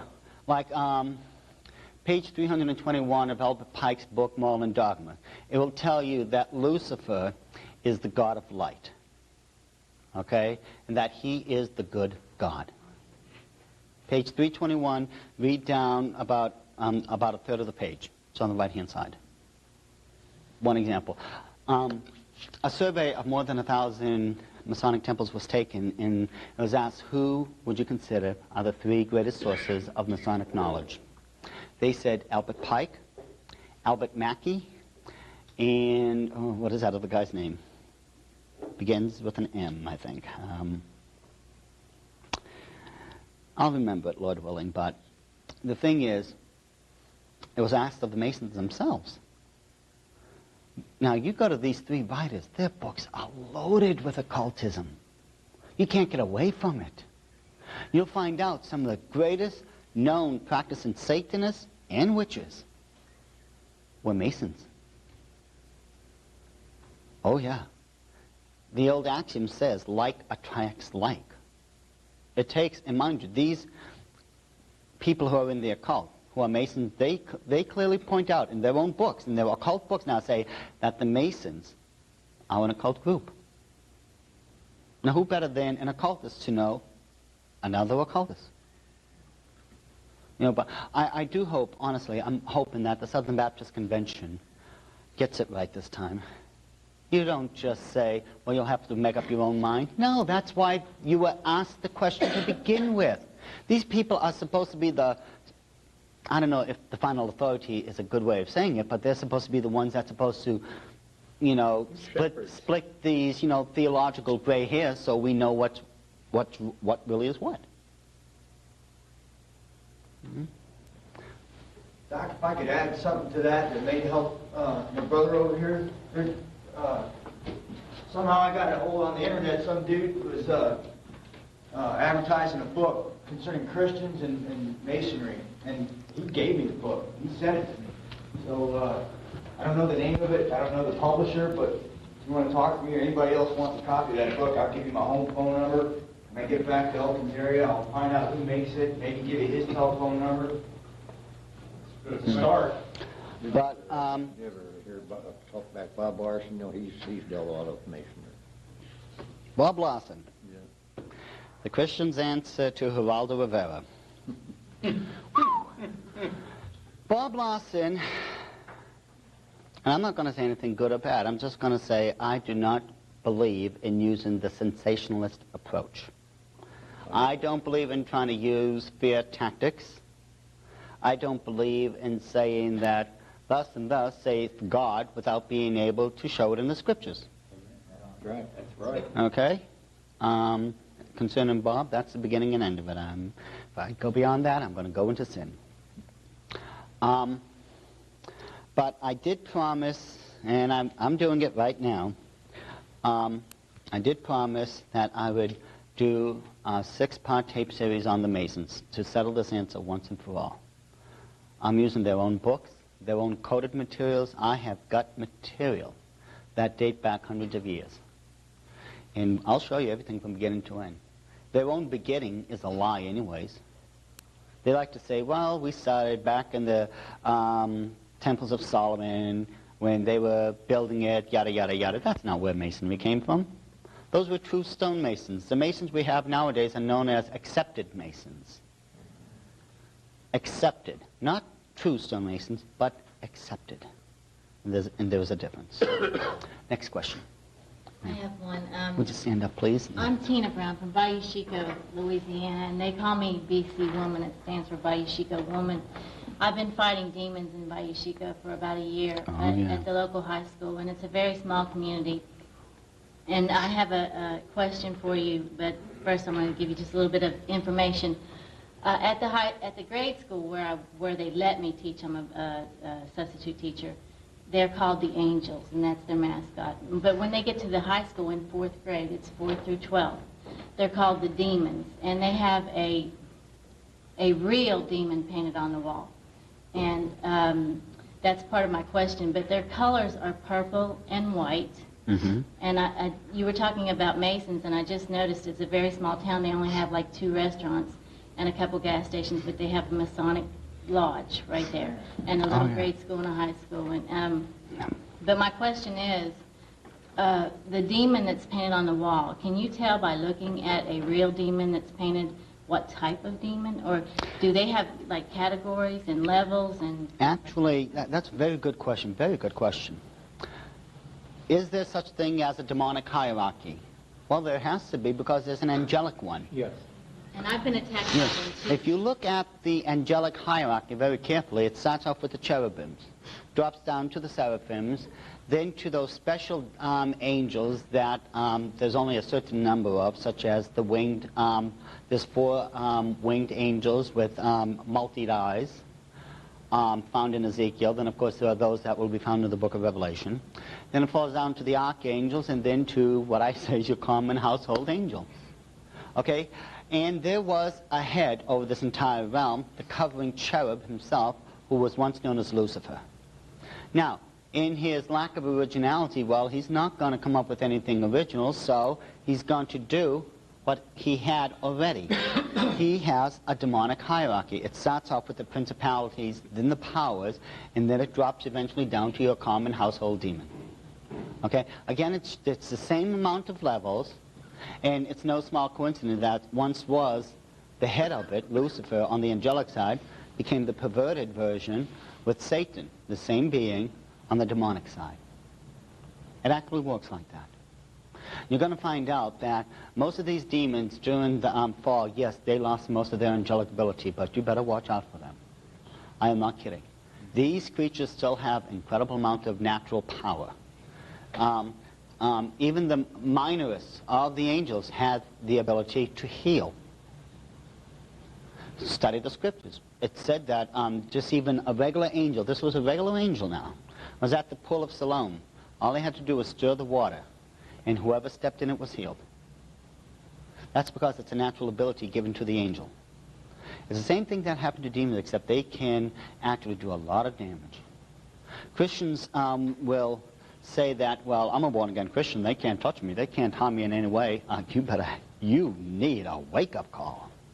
Now, whereas physically, they cannot come up to you and just touch you like that, because you are a born-again child of God, your actions, your own actions, will actually determine if they can do any type of spiritual damage to you or not. Remember, Christ himself gave you warning. Don't fear them that can hurt your flesh, but fear those that can destroy your spirit. Now, they cannot destroy your spirit per se, but I'm talking about they can literally enter into your life because you've given them permission by opening up some type of spiritual doorway, which you should never have touched to begin with, and you're going to end up with what you brought down upon yourself. As I told you before, this is a spiritual battle. That's what we're up against. And you can, wittingly or unwittingly, bring demonic beings into your life. That's why a lot of Christians, they get beaten down. They don't understand why everything's going wrong in their life, why all of a sudden their friends are turning against them, or why they don't seem to be understanding the Word of God. Well, that's because you've allowed something like this into your life. You've got to understand the working of the enemy. It's in the Bible. Interesting enough, as I pointed out to the pastor, there are 31,173 verses in the KJV translation of the Holy Scriptures. Of that, there were 2,078 that deal directly with the occult. Now, if you were to take that many verses, put them on a standard 1-inch border, double-spaced typed page, that's more than 140 pages of occult information in the Bible. Now, do you think God put 140 pages in there just to take up space? Or do you think it was trying to tell us something? And interesting enough, the percentage of that many verses compared to the whole is actually, and factually, 6.66%. Do the mathematics yourself. You can't make this stuff up. Yeah. Since you mentioned morals and dogma, give the folks a little background on Albert Pike's involvement with the Civil War.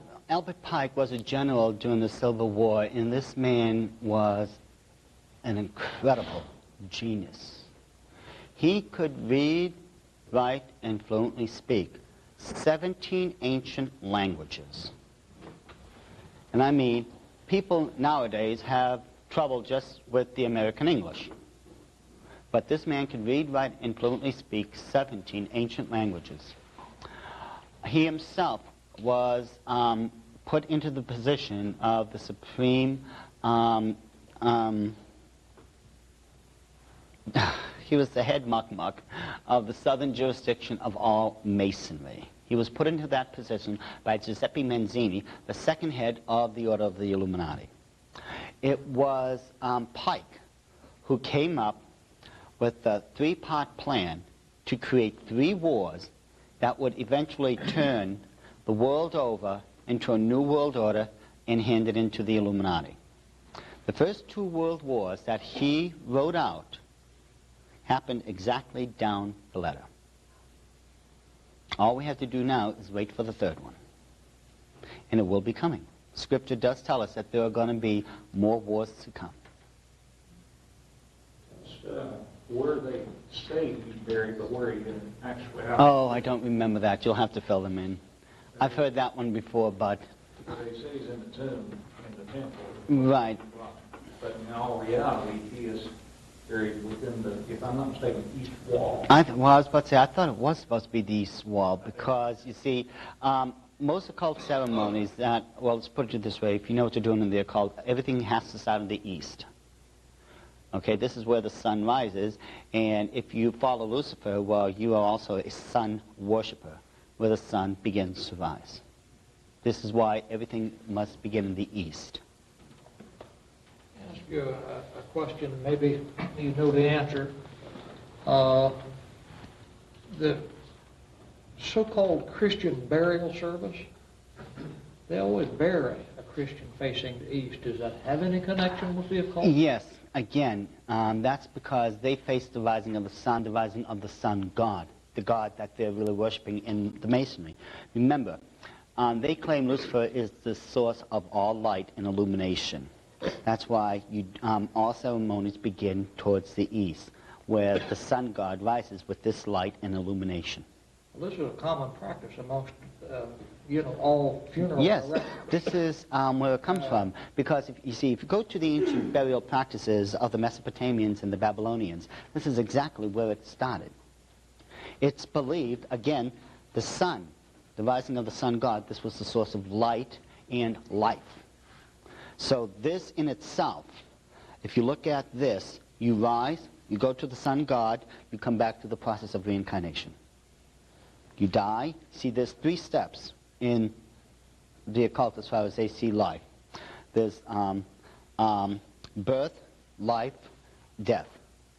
And it just keeps repeating itself through reincarnation. This is why the person's buried facing towards the sun god. That's it. This is how, as I said, this was the belief of reincarnation. Unfortunately, truth of the matter is, as you and I know, when we buried, they buried you upside down. It doesn't matter. Because at the resurrection, the body's going to be coming forth no matter which position it's facing. Yeah. There's nothing outstanding or miraculous about this. It's just another occult practice. My name is Rhonda, and I was recently in Washington, D.C. and the surrounding area. Right. And I saw and I took pictures of this huge Masonic temple way up on a hill that overlooks Alexandria. That's the House of the Temple. Yeah, that's the headquarters for Masonry worldwide. And it's no coincidence that it is exactly 13 city blocks away from the White House. Well, see, if you want to become a 33rd degree Mason, you have to go there. The only exception is if you're in another country or if you just can't make it there. Unless, of course, you're the president, then they pay you a house call. Well, my question is, I just point that out, but it has to do with what this girl over here said about the demonic things. Would that be significant to demonic control? I mean, the fact that that is there, is that then like a place where... Yes, it's very significant. You see, let me see. Washington, D.C. is laid out using combinations of occult and Masonic symbols. This is how it was laid out. Let's quickly, let me show this. Okay. Let's use this one. Okay. Okay.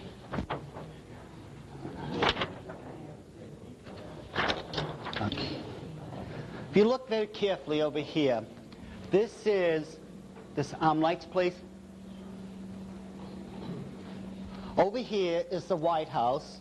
This is the Jefferson Memorial, the Capitol, and Library of Congress, and can't remember the other one. Through here runs the most politically influential section of the world, known as the Mall. It goes through the Washington Monument and up here.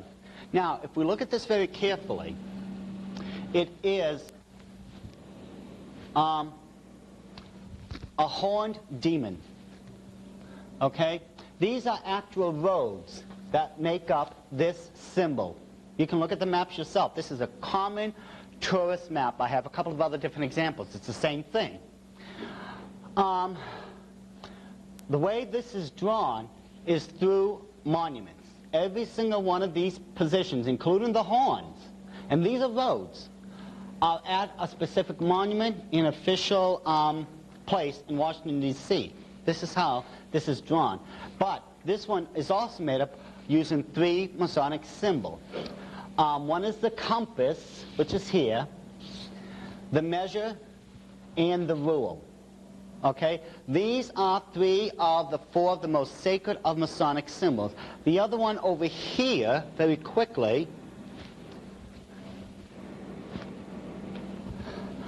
the White House, Washington Circle, DuPont Circle, Logan Circle, and this is Vernon Street. Again, just connect the dots, the roads are there, and you come up with the mezzanine goat head, or the goat head of Mendes, which, as you well know, is the ancient occult symbol. Right here, 13 blocks away exactly, is the House of the Temple, the headquarters of Masonry worldwide. Yes, it is significant that it's in that position. Okay, lights? Okay, sir. What's special about Sandusky, Ohio? About what? Sandusky, Ohio. I have no idea. Okay, I see these symbols. The town of Sandusky, Ohio, they have plaques there bragging that they are laid out with the Masonic symbol, with the compass and that. Oh, I'd like to see that That's myself. right in downtown Sandusky. Do you have any photos or anything of it? I don't have photos of it, but it's right there, one of these big iron monument plaques, and that the streets are, you can walk around it, and every major, large, mainline church is within the center of that Masonic symbol. It was purposely laid out for that reason, the plaque says. I have got to see that. At Sandusky, Ohio, right up on the Lake Erie. If anyone gets any photos, send them. I'd love to take a look at this myself. What time do we have? 10. What time? 10. Oh, God, we are over time. Let me ask a question. Okay, I thought you were coming over to the pastor's house. My name's Bill. Okay. I want to go back to the first question I believe he asked back there about obeying the government. Now, I'm pretty familiar with what the Bible teaches. Mm-hmm. But that is a righteous government. We no longer have a righteous government. As a matter of fact, about everything they do is anti-God. Oh, I know that. Yeah. Okay, now let's get 2 things together. I want to do this because that's where most church people say it. Now, I didn't say Christians, I said church people. Now, we've got to do this, and that's what the government said. And I just buy that attitude, something terrific, and I didn't want us to leave because most of these people here, has to be Christians, they'll leave with the same idea that they had to come in about that one particular thing. Mm-hmm. And so, but let me put it like this. Had the colonists on this continent of North America, which is now the United States, why did they rebel against King George III? Were they right or were they wrong? You see what I mean? If they were wrong, why did God make such a great nation out of this that was the envy of the world? I think they were exactly right. Where is the place? Do we just keep on going? Well, not government, we're Christians. The Bible says to obey the government, and so on and so forth. And it does say that, but it goes on to say if it's a righteous government, right? It does. So when we get, and that's what the colonies said, we're no longer living under a righteous government. They weren't really rebelling against their government, but rebelling against the people who was in charge of the government, had corrupted their government. What do we Christians do? Just keep on saying the government done that and just keep on our seats until he's completely taken over the place? No, we are supposed to be doing what the Great Commission asks of us. The Bible points to us the only way we can lead, we are supposed to lead people to salvation by pointing out the evils of this world, and by doing that, it leads people to the road to salvation. Okay? As far as the government, do we obey the government? Again, all I can honestly say on that point is if the government is putting you in a position to where you're sinning against God, stand up and say no.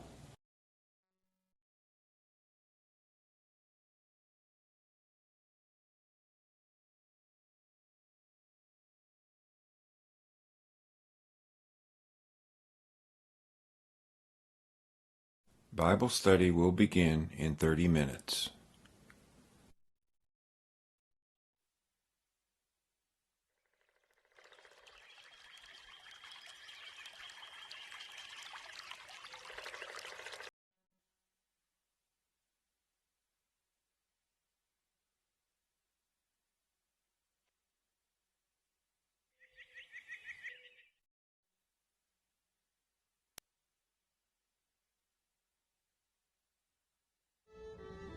Bible study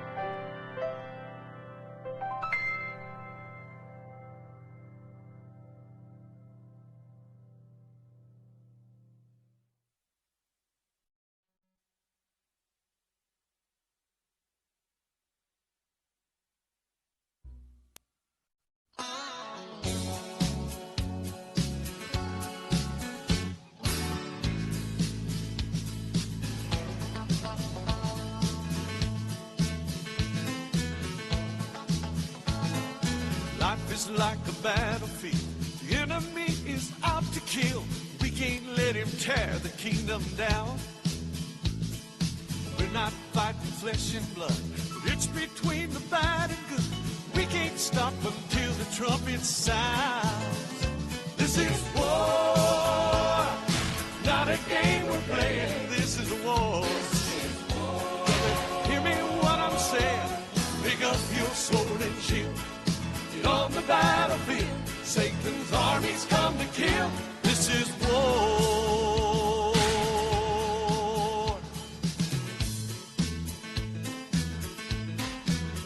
Satan's army roams the land, seeking souls of fallen man, leaving broken homes and hearts in misery. But we must lift the mighty sword, the word spoken by the Lord. 'Cause when that devil hears the word, he's gotta flee. This is war, not a game we're playing. This is war. Brother, hear me what I'm saying. Pick up your sword and shield. Get on the battlefield. Satan's armies come to kill. This is war. This is war, not a game we're playing. This is war. Brother, hear me what I'm saying. Pick up your sword and shield. Get on the battlefield. Satan's armies come to kill. This is war. Pick up your sword and shield. Get on the battlefield. Satan's armies come to kill. This is war. This is war.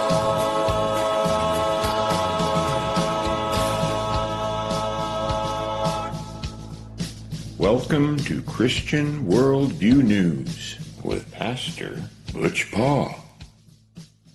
Well, the government has put every citizen in the United States. Yeah, that's all I can say. Now, one thing read the Constitution. This is another, if you want to use guideline. The Constitution tells us taxes is voluntary. Did you really know that? How many never knew that before? If you never knew taxes were voluntary, raise your hand. Right. You can voluntarily say no. It's in the Constitution. You have the right. They don't call it voluntary now, do they? I know, they try not to. That's why they're, rewriting the Constitution, as you found out. All I can honestly tell you on this matter is if they are trying to get you to disobey God by whatever it is they're saying, stand up and say no. Well, the point I'm trying to get at, every Christian in the country should say, government, you have went entirely too far. Well, I wish they would. But the problem is, you get a... Not copying out and saying that the Bible says to obey the government. It says to obey a righteous government. Well, and even the writers of our Constitution but another problem is we have people who believe that they're going to get into a shootout with the government. Well, what about now is that to say... How this country gets, Oh, see, I believe we have a right to the Second Amendment. I am for the Second Amendment. I believe we have a right to bear arms and protect our families. Where's all the Christians? But there's so-called Christians. Well, we know that answer. No. My point behind that now is, as far as your right to bear arms, you should bear arms. You need to protect your family and such. But you are not supposed to think you're going to get together as a group and go up against the government and get into a shootout and win. That's not going to happen, first of all, because that's not scriptural. Second of all, the government... No. It does not... It does not say to get into a shootout with the government. Unless the government shoots. Well, that's just it. If, that's, an enemy, foreign or domestic. Right. No, these are people with the mentality that that's what's going to happen. No. The government, as I said, we're not supposed to try to get out there, get into a shootout match with the government, and if nothing else, common sense tells us they have all the big weapons. They have the guns. What type? They don't have God. That's the difference. That's the difference. And in eternity, they're going to find out that's what made the difference, and that they were wrong all along. We as Christians had, when they took a prayer out of school, had to sit down and wrote our names down and put enough up there. They couldn't have never done it, but we didn't even do that. Yeah, or murdered babies. Well, Ain't worse than anything. too many of us don't want to stand up and say no. It's not popular. Too many people don't want to stand for the truth because the truth is just not popular, period, nowadays. And that's why on so many of the Christian churches we should just write in big, bold letters, Ichabod, and leave. Amen. You know? Does everybody know what Ichabod means? You ought to read the Legend of Sleepy Hollow by, Washington Irving? Washington Irving, and that was on Ichabod Crane.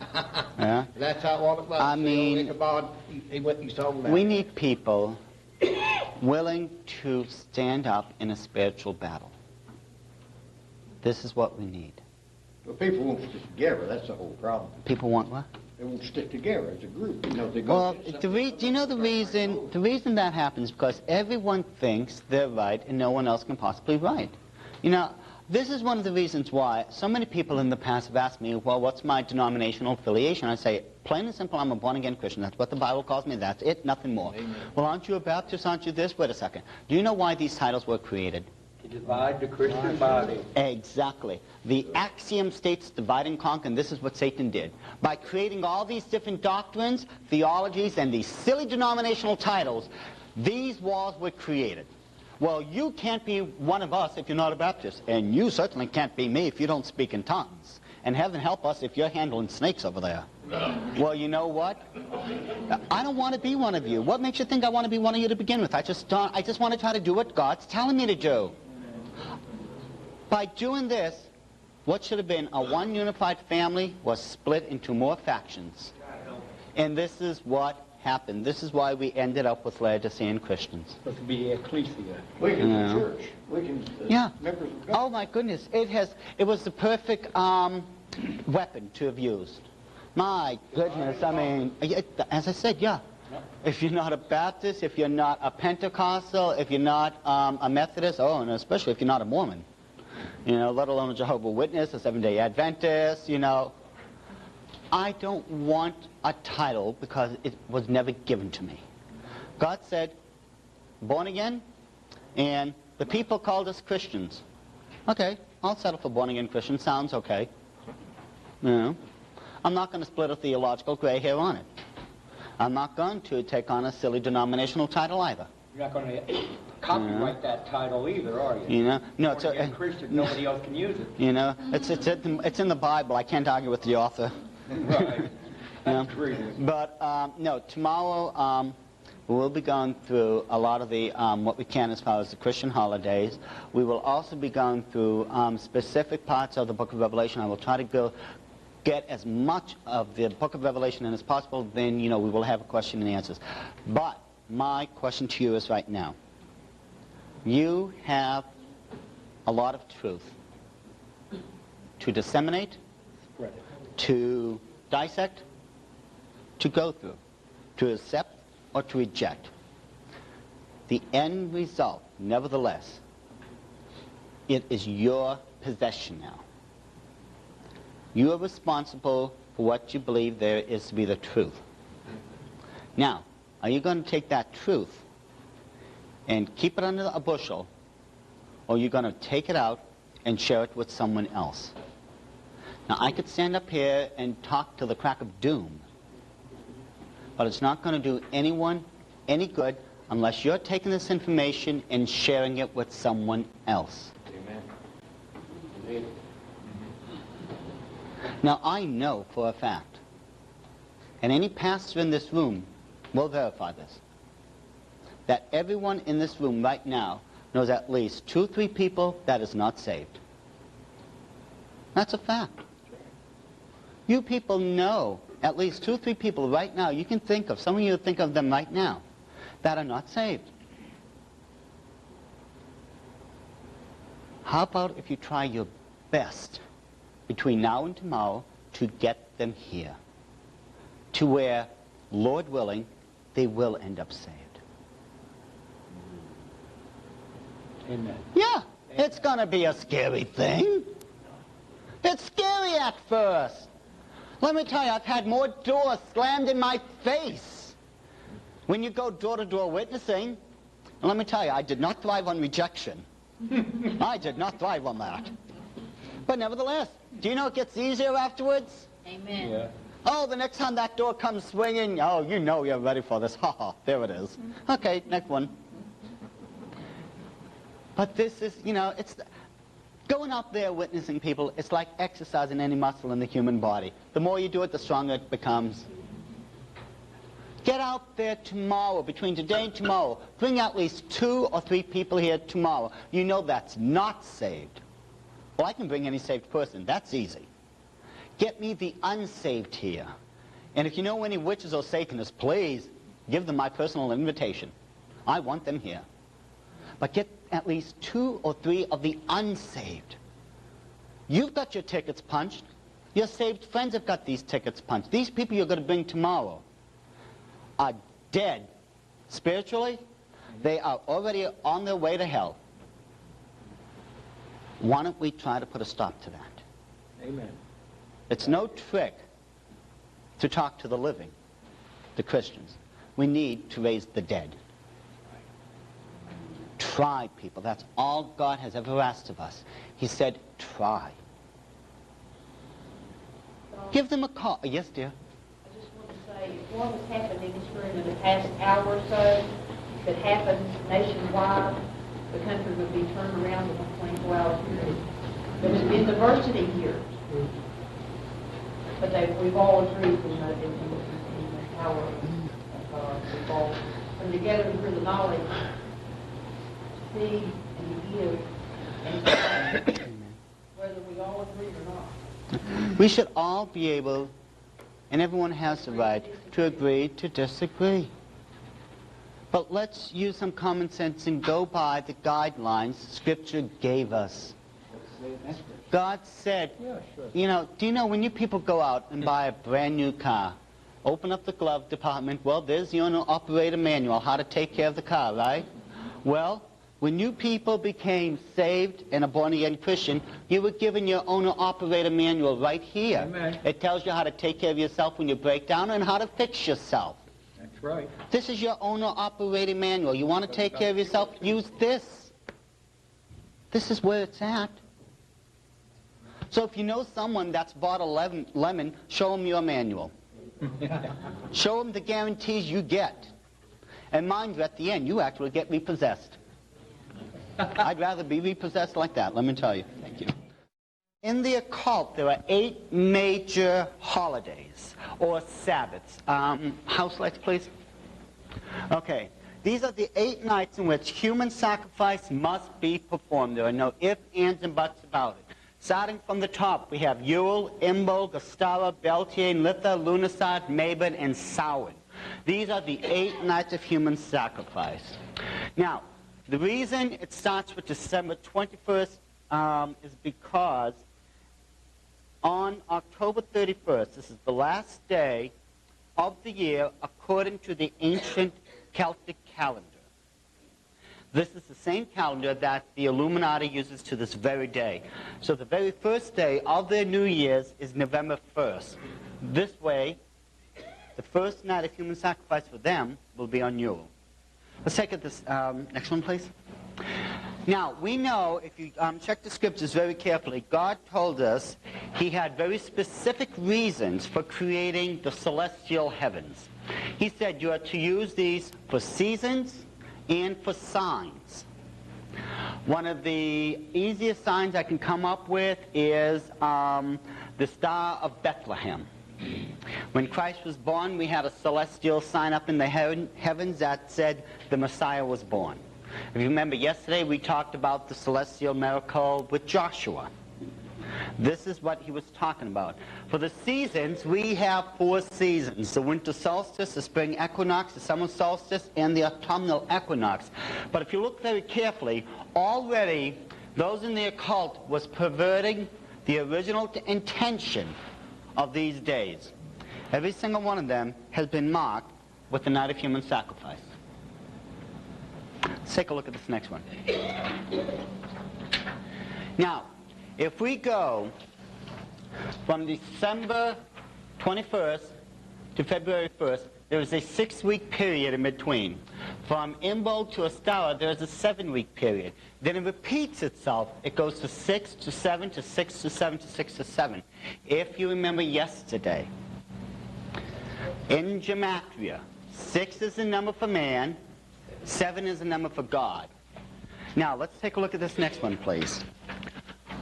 And we find out that they separate into 4 sections of 13.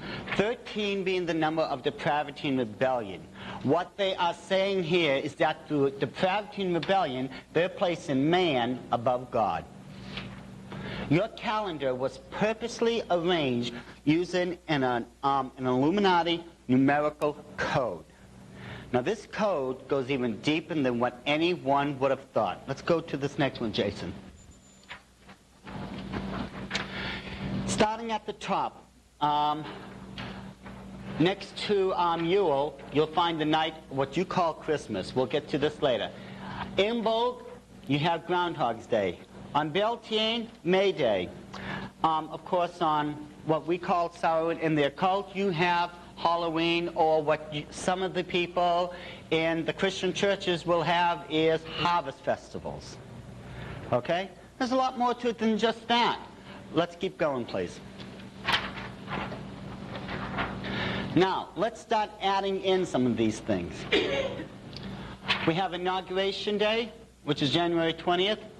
Valentine's Day, All Fool's Day, Independence Day, the Olympic game, the next one for the year 2000. There is something here that is forming a pattern. Most people don't see this, but then again, we weren't supposed to. Inauguration Day, which is January 20th, was originally celebrated, or I should say observed, in November. This was purposely moved up to where it would fit into the Illuminati numerical pattern. What I mean by this, let's just take a look at some of them. Valentine's Day is exactly 13 nights after the night of human sacrifice known as Imbolc. April Fool's Day is exactly 13 weeks from the beginning of your calendar. Independence Day, again, is 13 days after the human night sacrifice of Litha. Your last Olympic game was purposely placed on the 19th because it would be 13 days before the human night sacrifice of Lunarsad. The next one is going to be on the night of human sacrifice, September 21st in the year 2000. All these things are forming 13 patterns. Now, how many people carefully watched the last Olympic Games, the one in 1996? Anyone really pay close attention to those? Okay, let's take a look at this next one. I want to show you a couple things then. Now, this here was supposed to be the new Olympic bowl, correct? Did anyone see at least that much of it? Remember yesterday, folks? If I don't get a response, I will do something desperate. Now, anyone remember this? Yes, you remember this. Okay, Pastor's going, yeah. Okay, this here, if you check the papers, was properly referred to as the new Olympic cauldron. And it is a true cauldron. First of all, if you notice, this one was red. The reason it is red, it had to be, because the head of the order of the Illuminati to this very day is Baron Rothschild himself. From the High German, Rothschild means red shield. Second, you will notice this cauldron is spiraling inward. At the end of most ceremonies in the Illuminati and some of the Wiccan religions, they will perform what's known as the spiral dance. The witches will dance in a circle and spiral inwards. This way, they're supposed to be gathering up enough of the force, so at the end, they're channeling it up and through the cone of power.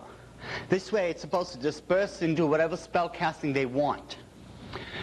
The gas jets, there were 18 of them. The reason there was 18 because it forms the triplicity of their number 6 plus 6 plus 6. This is why it was designed the way it was. Now, I'm not sure if we discussed this yesterday. I'm almost sure we didn't.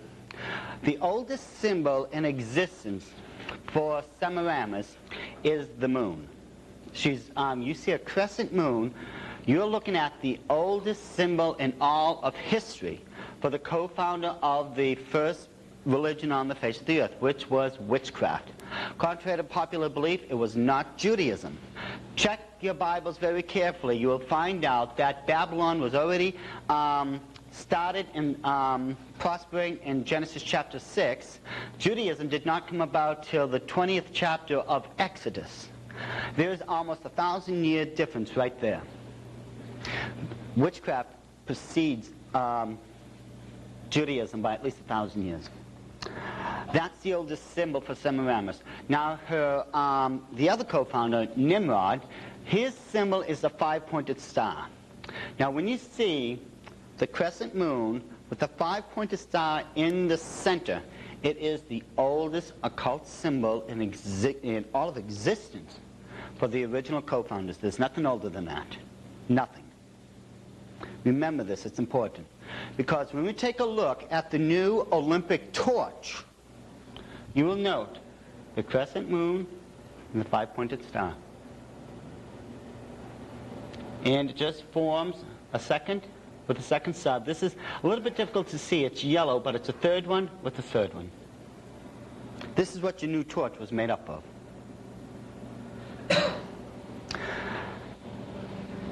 Interesting, at the beginning of this game, I can't remember the Frenchman, the president of the games at the time, but he must have known something because he referred to Bill Clinton, first of all, as Mr. President, and Hillary Clinton as Mrs.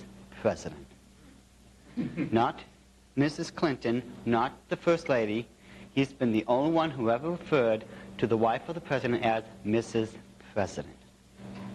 The only one who's ever done it.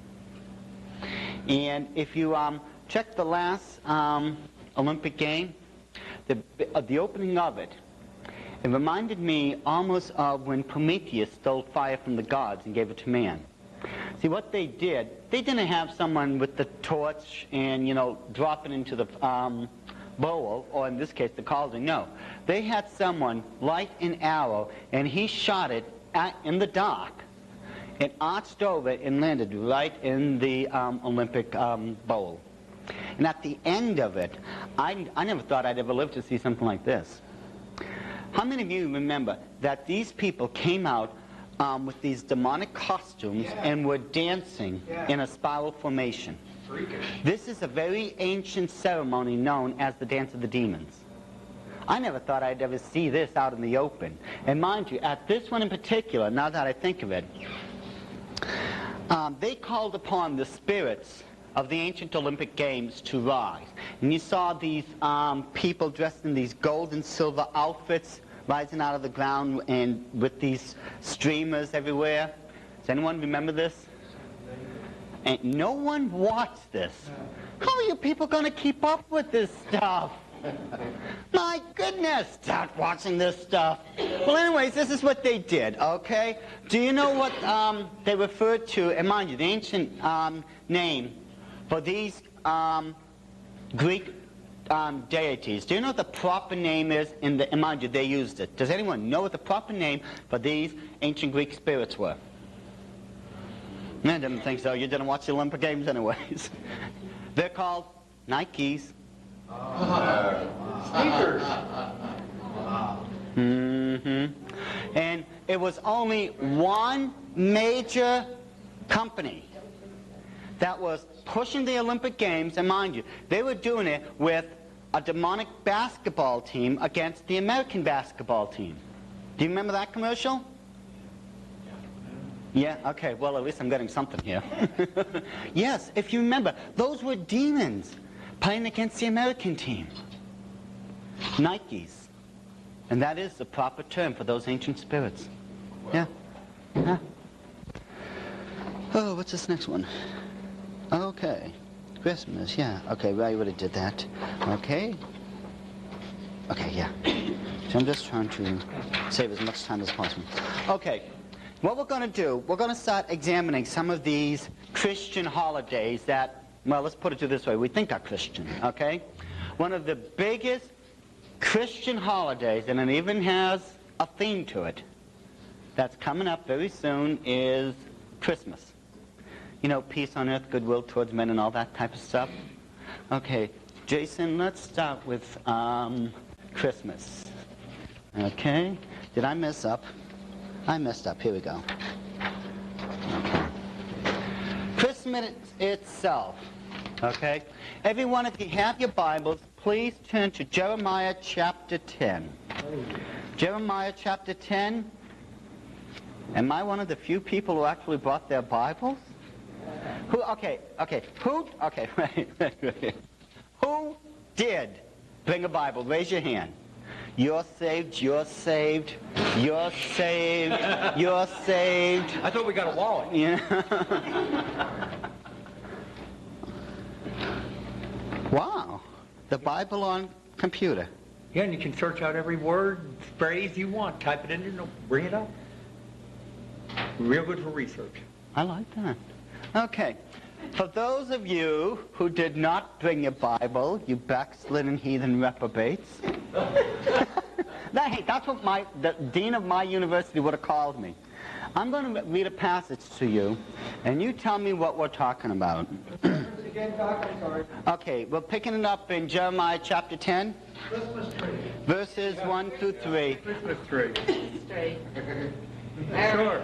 Follow not the way of the heathen. Does anyone else knew what I was going to do? Yes. Okay, was anyone else in the dark here? Anyone did not honestly know what I was going to do? Okay. We're going to talk. It says, don't worry about these people. Okay. Hear ye the word which the Lord speaketh unto you, O house of Israel. Thus saith the Lord, learn not the way of the heathen, and be not dismayed at the signs of heaven, for the heathen are dismayed at them. For the customs of the people are vain. For one cutteth a tree out of the forest, the work of the hands of the workmen with the axe. They deck it with silver and with gold. They fasten it with nails and with hammers, that it move not. Now, is that a Christmas tree, or are we just making this up? It's a Christmas tree. It's a Christmas tree. So why have we been putting Christmas trees in our home? It's tradition. I don't care. We don't worship a Christmas tree. If it was traditional to go out and hang someone on Thanksgiving, would you do it? Well, knowing you, Butch, I think you would. Yeah. My goodness, it's a Christmas tree, folks. These trees are sacred in the occult realm. This is where it all started. Certain trees represent the gods in various occult religions. In Scandinavia, for instance, one of the big trees there is... I know this, and I'm having a complete blank right about now. Anyways, with Egypt, it's the palm tree, obviously because there's a lot of palms. Okay? This was the sacred tree of Ra. In the Druid world, the Celtic realm, the most sacred was the oak tree, and that is the most sacred tree today in the Illuminati. The word itself, Druid, means the men of oak. This is how sacred the tree was. Every tree is sacred to these occult groups. They have various levels, so on and so forth. Now, when we take a look at the various items that make up Christmas, I think you're in for a shocker. To begin with, if you remember, this is the oldest symbol in the occult world for who? This one. Come on. We just mentioned his name. Nimrod. Nimrod, folks. Nimrod. Stay with me on this, please. This is important. Oh, come on in. Haven't got a clue who you are, but come on in. Chairs are right here. Are you with her? Are you with her? Yeah. Oh, okay. You two can sit together then. Over here. Oh, over here? Okay. How old are you? Old enough. Okay.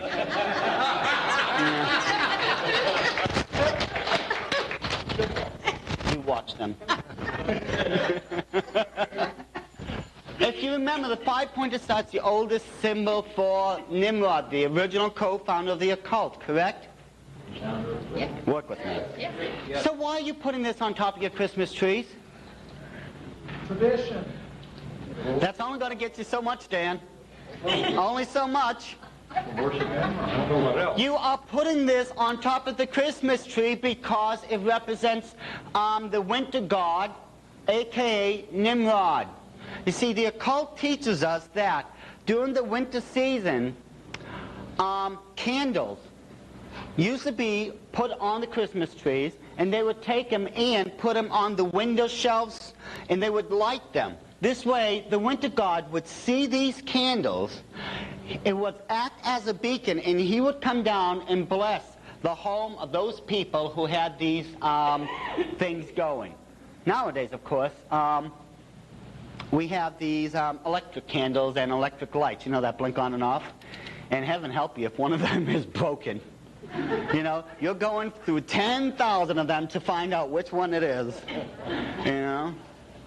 Another one of the more common sacred plants, actually the most sacred, is the mistletoe.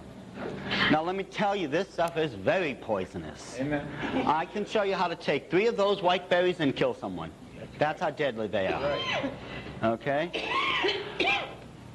This is a fertility symbol.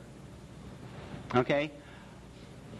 Tradition, Dan, teaches us, what are you supposed to do when you walk on the mistletoe?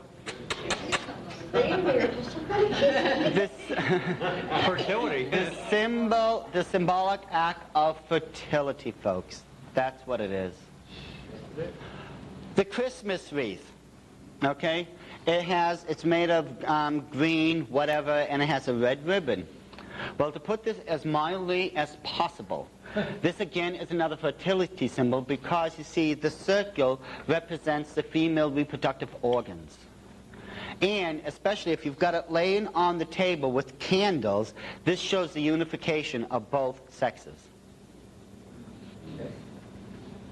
Delicate enough? The last one, of course, is the holly. Holly, again, is this one is one of the lesser fertility plants in the occult world. But holly is also very important because some of the names that's also used for the winter god during this time of the year is the holly god, the holly king, so on and so forth. Holly, again, as I said before, it's one of the lesser fertility plants, but this one must be used also during this occult time of the year. Also poison. Yeah. Now, it's not as caustic. Nowhere near. Yeah. Poison. Minor. Nothing to worry about right now. But anyways, interesting enough. Now, contrary. Now, I know in the Bible, in Zechariah, it does say, ho, ho, come forth and flee from the land of the north. We are not talking about Santa Claus. Granted, not too many people will come out of the north ho, ho, hoing. But nevertheless, we have this myth about this big person with red pajamas, cutesy little elves, reindeers, just everywhere, you know.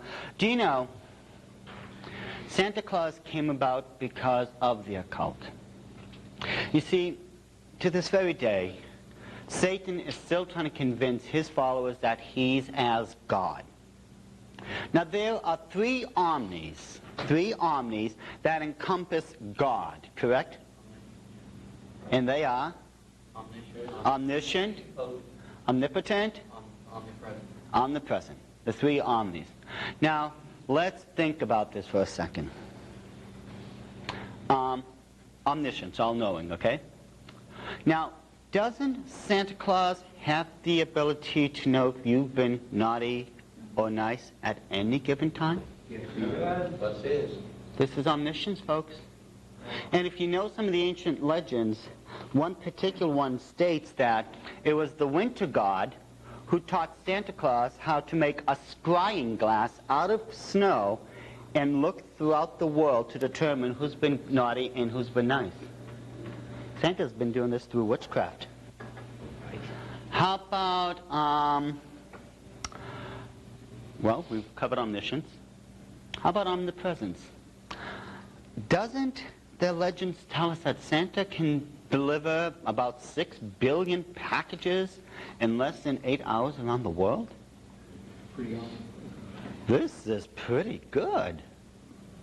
And then when we get to all-powerful, well, if you know some of the other legends that go with it, Santa Claus himself was supposed to be a minor deity anyways. Through these legends, Satan is still trying to convince everyone he's as of God. Why do you think, he has all these cutesy little elves running around? Anyone from Europe can tell you these elves in the old days were thought of, these were nothing but demons, or what you call imps here in America. These were demonic creatures. No one wanted them around. But yet they became Americanized and put into the Santa Claus story. And you'll find in Europe we don't have what you call a Santa Claus. Some will have a Father Christmas, a Saint Nicholas, and so on and so things like that, But they won't have Santa Claus because of a lot of these things. Another thing, the 8 reindeers, for goodness sakes. 8 in gematria is the number for new beginnings, okay?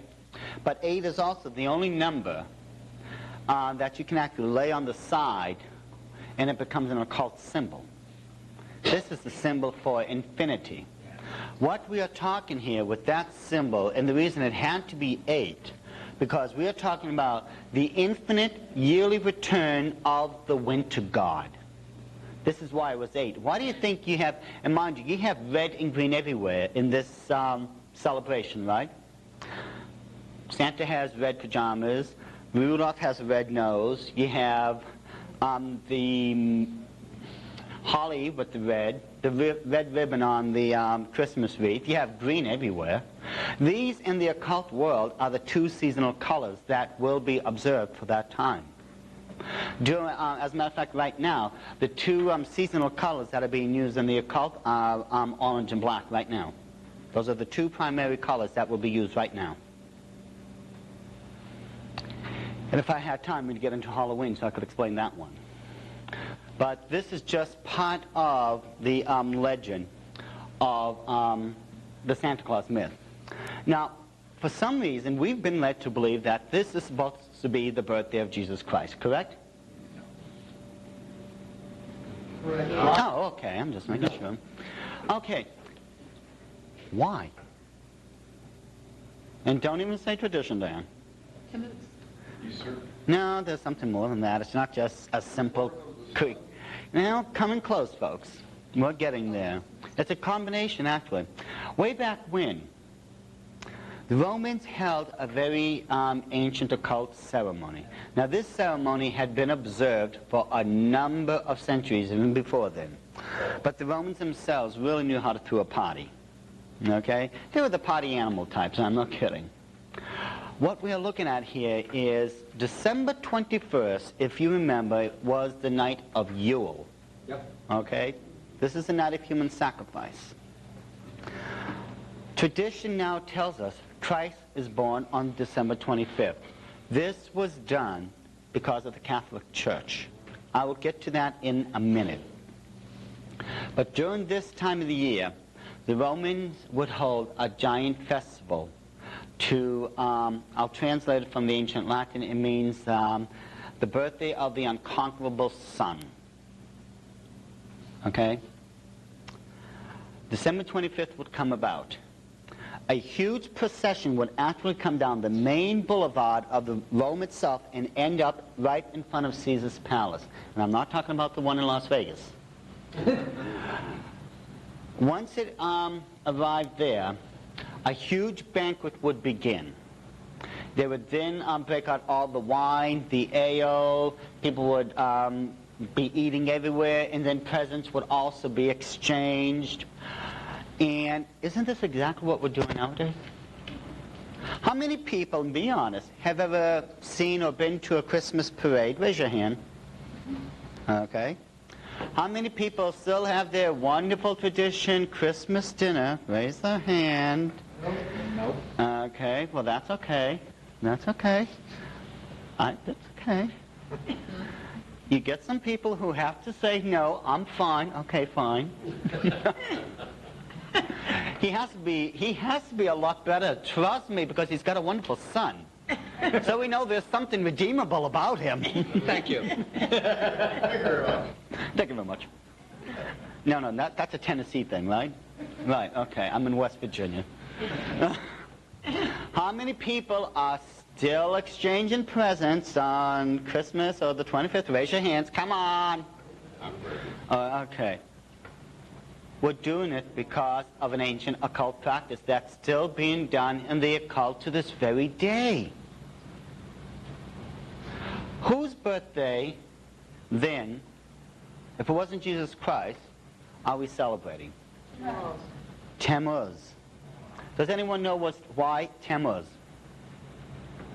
No, I had a feeling we'd have a couple of blank stares here. Tammuz is first of all mentioned in the Bible. Tammuz, he is mentioned in the Bible by name in Ezekiel. We'll get to that later, Lord willing. Tammuz is also was such a sacred pagan deity to the backslidden Jewish nation that they named a month after him. One of the 13 months in the Judaic calendar is known as Tammuz. And if you check Babylonian Talmud, the birthday of the offspring of Nimrod and Semiramis was December 25th, that being Tammuz. This is where you get all this from. This is nothing but pure occultism, folks. How do I know? This is what I used to practice also. When you're in the Illuminati, you practice the way they practice. What do we have for time? Anyone have the time? 17. I'll have mercy. Okay. Jason, do you feel like giving them a break? Yeah, Jason's not sure. He's going to fence walk this one. No. Okay. When we get back, we're going to have to fly through Easter because there's a lot of updated material I want to show you people. And Lord willing, we'll get through as much of this as we can. Oh, and before I forget, I know yesterday I was asked to do this. Most of the material we're talking about right now, you're going to find it on either America's Occult Holidays, on I think the videotapes and the tape series. We have those there. And a lot of the stuff we talked about yesterday, you can also find on the Inner Circle of the Illuminati, okay? Yeah. That's the best I can do with my memory. Pastor, do you have any announcement, anything you'd like to say? Why don't you tell them about our forefathers? Did they celebrate Christmas or Easter? As a matter of fact, when the Pilgrims settled here on Plymouth Rock, it was illegal, absolutely illegal to practice Christmas, Halloween, Easter, or any of these holidays. The reason is they knew their occult origin. We have fallen so far away from the faith that our forefathers wouldn't know us as Christians right now. Amen. That's the truth. And do you know what's interesting?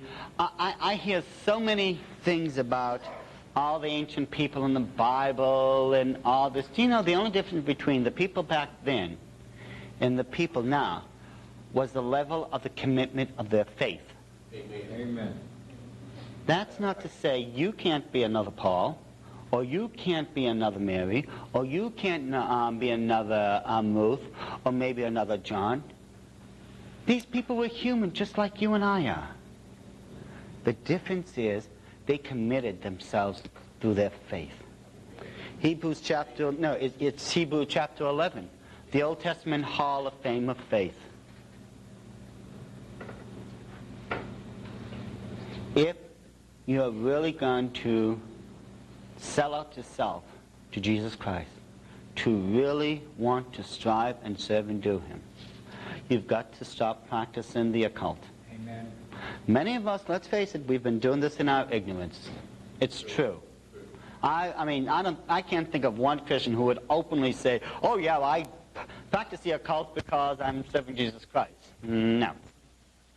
No, it doesn't work like that. Nevertheless, ignorance of the law is no excuse. Especially since right now, you know the difference, and I'm not even done with all of them. I mean, I'll probably have time to do Easter. Easter, people, if anyone... Okay, wait. I'm not going to set myself up. Wait a second. Has anyone seen or read or heard any of my material on Easter so far? 1, 2, 3, 4. Wait, I know you have. 1, 2, 3. You have? Okay, that leaves about 50-50 almost. Okay. For those who haven't seen it, answer this question for me. Think about it. Don't talk to any of those who raise their hands. That's not fair. That's cheating. What does a bunny have to do with the resurrection of Jesus Christ? Nothing. Okay? Wait. This is for those who haven't seen it. Okay? Those who haven't seen any of that, or, try to tell me, what does the bunny have to do with the resurrection of Christ? And since the answer, thank you, Raphael, is nothing, then why is it there? Try to see if you can figure that one out, okay?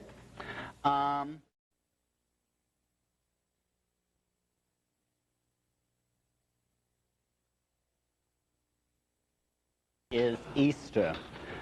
As far as commercial value goes, this one is also up there. I mean, Easter and Christmas are the biggies. And yet, for us, well, we're celebrating Easter because tradition tells us, well, this was when Christ resurrected from the grave, correct? Did you have too long of a break? Correct. Thank you. Okay, Easter is actually, again, we can trace this back to Babylon itself. Let's take a look at this next transparency. Babylon only came up, let's take a look at this next transparency, Jason. Come on. That's your signal. ATF.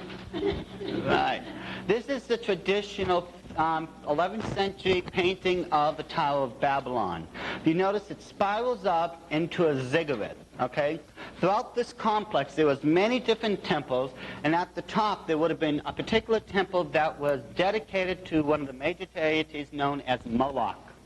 Moloch, I'm sure you have found in the Holy Scriptures. Jamie's already nodding his head. Yeah, I remember when I was worshiping that guy. Anyway, but yes, when we take a look at Babylon itself, this is where it all began, folks. This is where the oldest religion on the earth stemmed from. Nimrod and his mother, Semiramis, started the first religion known as witchcraft. Now, when we go to the translation of the Holy Scriptures, we find out after the great inundation, after Noah and all the animals, Mrs. Noah and Shem, Ham, Japheth and their wives left the ark, find out that the animals multiplied. Of course, there was a lot more of them than us, faster than the human beings, and we became the endangered species. We were on the bottom of the food chain. These were no longer the docile, friendly, pet the lion type of creatures. No, they were ferocious. The Adamic curse had already hit the earth. A champion among the people stood up and said, hey, well, let's build a city and build a wall about it so it keeps all the animals out. Champion of the people was Nimrod. We find out in the Scriptures it says, and Nimrod was a mighty hunter before the Lord. Now, you have to understand this is an Old English translation. How do I know? I am an Old English person. The word before is the Old English word for against. Nimrod was not a mighty hunter for God. He was a mighty hunter against God. He wasn't a godly man. No. Now, how all this started. Nimrod's uncle, his uncle Shem found out that he and his mother had created this new religion. Legend to this very day states Shem took Nimrod outside of the city walls of Babylon and slew him on the site. divided his body into enough parts and sent one to every single city at that time as a warning to the next person who would dare mock God in this type of fashion again. The whole movement then was pushed underground by Nimrod's mother, Semiramis. Now, to put this as delicately as I can, Semiramis and Nimrod were sharing the same bedroom, okay? And eventually she had a child named Tammuz.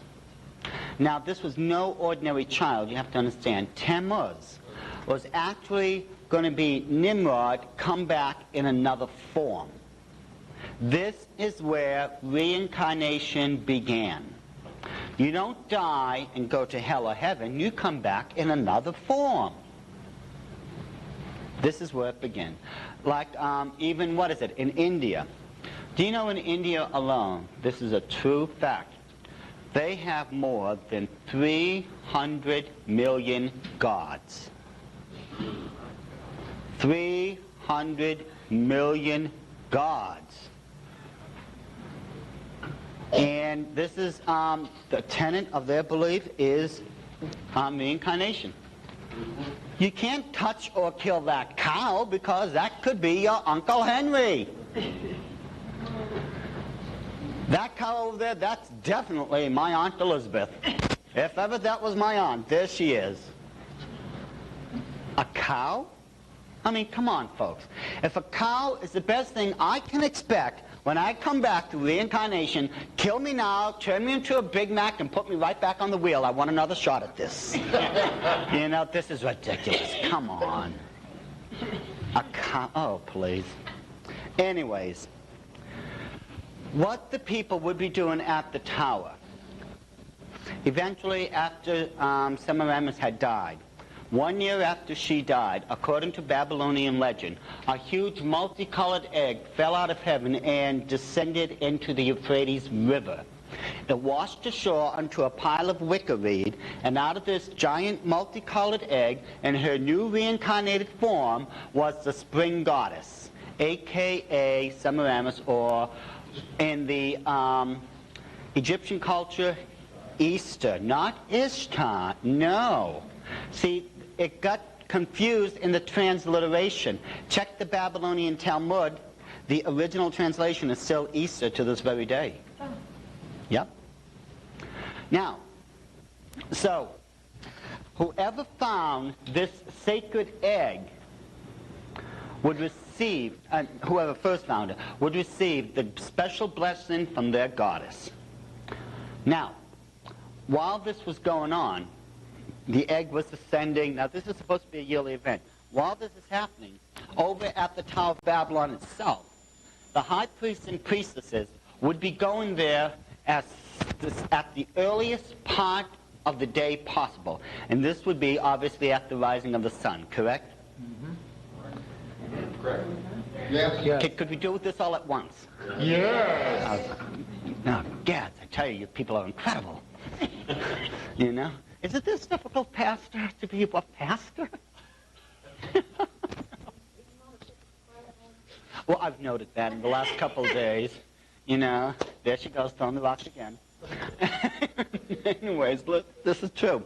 These priests would be given new white robes for the ceremony of welcoming back their spring goddess, Easter. The priestesses themselves would bring typical sacrifices of flowers, candies, and they would actually get their new robes along with, the best way to describe the headgear that the priestesses would wear, it actually looked like baby bonnets. You know, the old-fashioned one with the two little strings that hang. That's actually what the new headgear looked like. Okay, but all this would happen in order to welcome back the spring goddess. Now, let's go to this next one. Okay, well, we'll hold off on that for a second. Yeah, you can put that one back up for them. So that, you know, they can just follow along if they want to, okay? Yeah. Okay, yeah, we're done here. Now, let's think about our modern day tradition here of Easter. Now, aren't we to this very day having these wonderful multicolored eggs. You know, we're dipping them in that dye and putting them in these little baskets made out of wicker. Yes. Uh-huh. Aren't we even on the White House lawn holding the traditional Easter egg hunt? Yeah. Uh-huh. And gentlemen, aren't you getting those wonderful new three-piece suits for Easter? Mm-hmm. And ladies, you're not off the hook. Remember how the ladies used to get the new Easter bonnets? Mm-hmm. Where do you think all this came from? Mm-hmm. Now, interesting. Let me see if I can quickly find it. If not, well, we'll punt. Okay, it should be...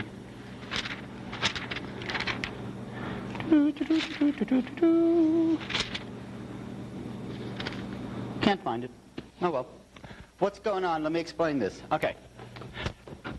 If you, Scripture tells us, I'm almost sure it's in Ezekiel, we find out that Tammuz was a very important god eventually. See, there's a passage where, no, as a matter of fact, I think it was, could have been Isaiah. I'll remember it eventually. Ezekiel, no. 8:14, that's the one. Ezekiel 8:14. There were these ladies, these high priestesses in the very temple of God. I mean, we are talking right there in the temple of God now. Ezekiel has been petitioning God for the sins of the nation. And God is bringing him throughout the nation, showing him where the sins are that the people need to be repenting of. And in this particular passage, this is what's going on. God has now brought him to the front of the temple. He says, "Then he brought me to the door of the gate of the Lord's house, which was towards the north, and behold, there sat women weeping for Tammuz." These ladies, these high priestesses of Easter, are holding an occult ceremony. This particular ceremony where they fasted and wept and wailed and so on and so forth lasted 40 days because they're doing this in the name of Tammuz. Now, Tammuz, according to the Babylonian Talmud, lived to be 40 years old. While he was 40 years old, he was killed by a wild boar out on the hunt. Okay, this is what happened eventually to Tammuz. Now, 40 days, fasting and weeping, giving all these things up, and so on and so forth. Isn't this where we get Lent from? Uh-huh. This is where the Catholics got it from. Now, I'm not saying Catholics nowadays, yeah, they got stuck with it, but it was the Emperor Constantine that gave it to them back in 323 AD when Catholicism was universally created.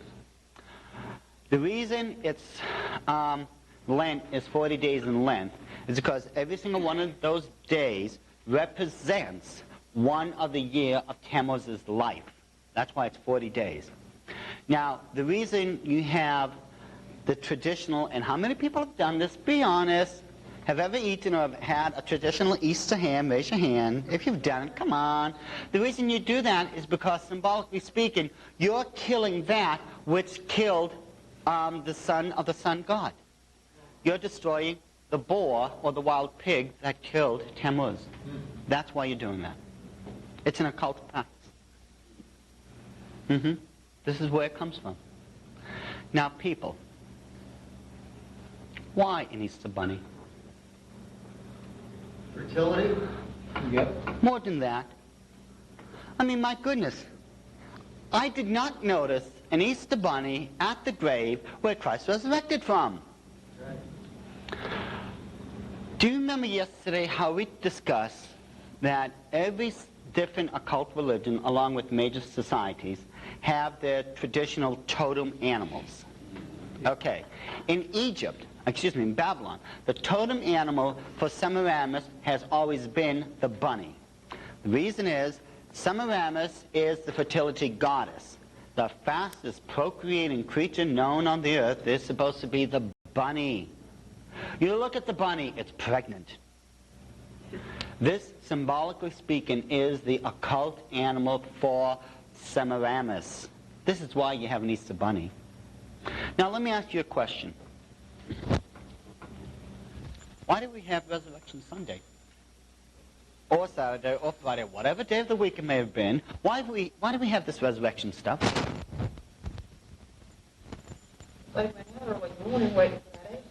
You know? Everyone tells me, well, in the Bible, it says Christ rose, yeah,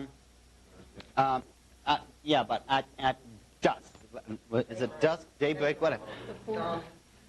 That's wrong. That is not true. Turn to your Bibles in John chapter 20, verse 1. We're going to finalize this once and for all when Christ, the timing of the day. The first day of the week cometh Mary Magdalene early when it was yet dark. Yes, sir. It was dark outside. The sun was not rising. It was not setting. It was not light. It says it was dark. Right. I think God knows the difference when he had the Bible written. If it was at dusk, he would have put dusk. If it was dawn, it would have said dawn. Those words are used constantly throughout the Bible. Dusk, dawn, light, dark. Here it's very specific. It says dark outside. You go to one of these Resurrection Sunday things as the dawn is coming up. You're just repeating what those high priests and priestesses did in Babylon. This resurrection nonsense is exactly that, folks. Christ had nothing to do with getting up in the middle of the sun was coming up. No, that sun is Nimrod welcoming his mother back. That's what it's about. Now, eventually, the occult would go to the next major society, which was Egypt. Bring this up, please, so everyone can see it. This is on the Giza Plateau. These are the three famous pyramids most people will see, and this is the Great Pyramid of Cheops itself. Okay? Now, let's drop this a little. Bring this all the way down to here. This is the very earthquake. This is the very first pyramid ever constructed. It's known as the Step Pyramid. If you notice, the Step Pyramid is built in the same type of formation as the Tower of Babel. It's a gradual progression. The occult, when it came over to Egypt, they didn't forget their occult religion. They just moved it to the next society, and the only thing that ever changed about the occult in any of these ancient societies were the names. The beliefs, the practices, all of it has remained the same ever since Babylon. There has been no difference. And this brings me to probably one of my favorite parts of the Bible. But I'll tell you right now, my favorite book is the book of Revelation. I love Revelation. Then, of course, Daniel was a hoot. Anyways. Little wicker reed basket floating down the Nile. Lady minding her own business, finds it, brings it ashore. And who are we describing? Moses. Moses, you gotta love Moses. Oh, what a mensch that guy was. Oh, Moses was such a down-to-earth person. We think of Moses as a great spiritual giant, parting the Red Sea, guiding the children of Israel to the Promised Land. But most people don't know that for the first 40 years of his life, Moses was a practicing occultist. He was doing the same thing I was doing. Yep. You know, the reason this is true, people, you have to read the Bible carefully about this. Pharaoh became a member of Pharaoh's court. As a matter of fact, he would have been the next Pharaoh had he not fallen out of grace. In order for all these things to have happened, you see, every member of Pharaoh's court every single day was required to go to their temples, offer up either animal or human sacrifices unto these pagan gods, pray, give them the incense and everything. Moses was involved in this. Whether we want to seem like this or not, Moses' first 40 years was spent as a witch, or an occultist, whatever you want to refer to him as.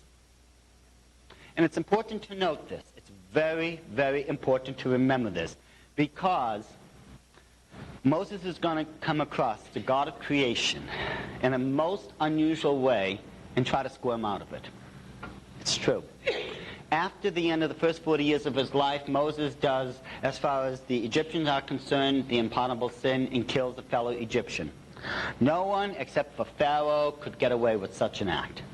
Okay? That's it. Moses flees the land and goes into the wilderness, and eventually he comes across a priest businessman who's known as Jephthah. Jephthah's doing a very good business in the cattle industry, and Jephthah has 7 daughters. One of them is Zipporah. Okay? To make a very long story short, Moses meets Zipporah, she meets him. She likes him, he likes her. It was a Jewish wedding. Okay? Moses is being a good, tender shepherd, watching over the cattle, the sheep, and everything of Jephthah. And like any shepherd, at the end of the day, he goes and starts bringing in the strays that are climbing up the mountains, what me not. Moses is going up the mountain of Nebo, and lo and behold, he runs into a burning bush. Okay, nothing outrageous or outstanding about a burning bush, except this bush starts talking to him. Okay? This bush starts telling him that it is God. Folks, I would have been on the ground in a split second. Oh, and by the way, God also said, take those sandals off, you're on holy ground. I'm trying to figure out, did Moses have time to take those sandals off before or after he hit the pavement? God tells Moses, Moses, I have got a plan for you. You are going to go down and free my people. And this is how you're going to do it.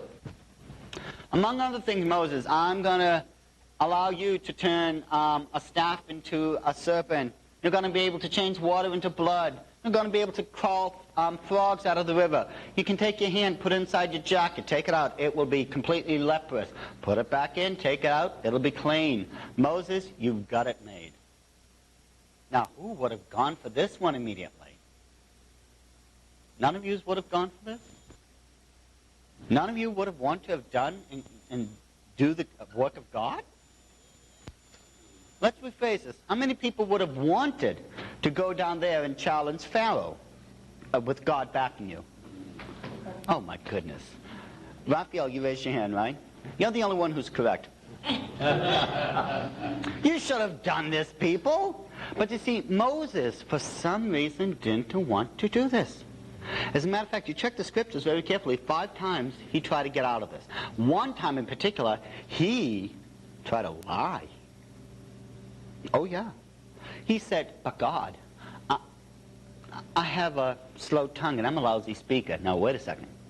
You go into the book of Acts, where Dr. Luke was writing it out. He says, Moses was a mighty man, was a man of mighty words and a great orator. Be honest. Wasn't Moses just about this far away from lying to God? See, we have sanctified and glorified all these people to where they're no longer human. And they were no different than you and I. That's right. They weren't.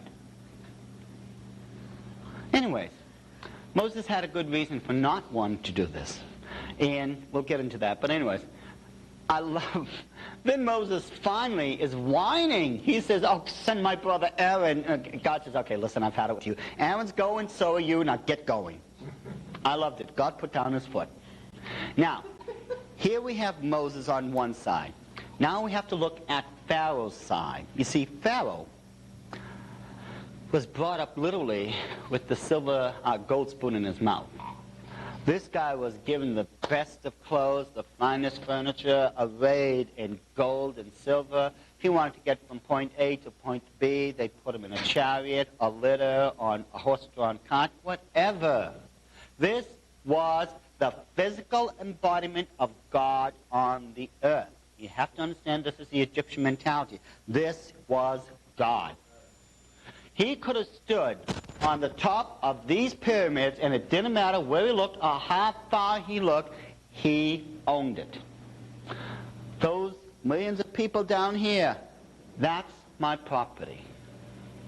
Those great temples, all that is mine. The sun that is rising, that's me in my glory.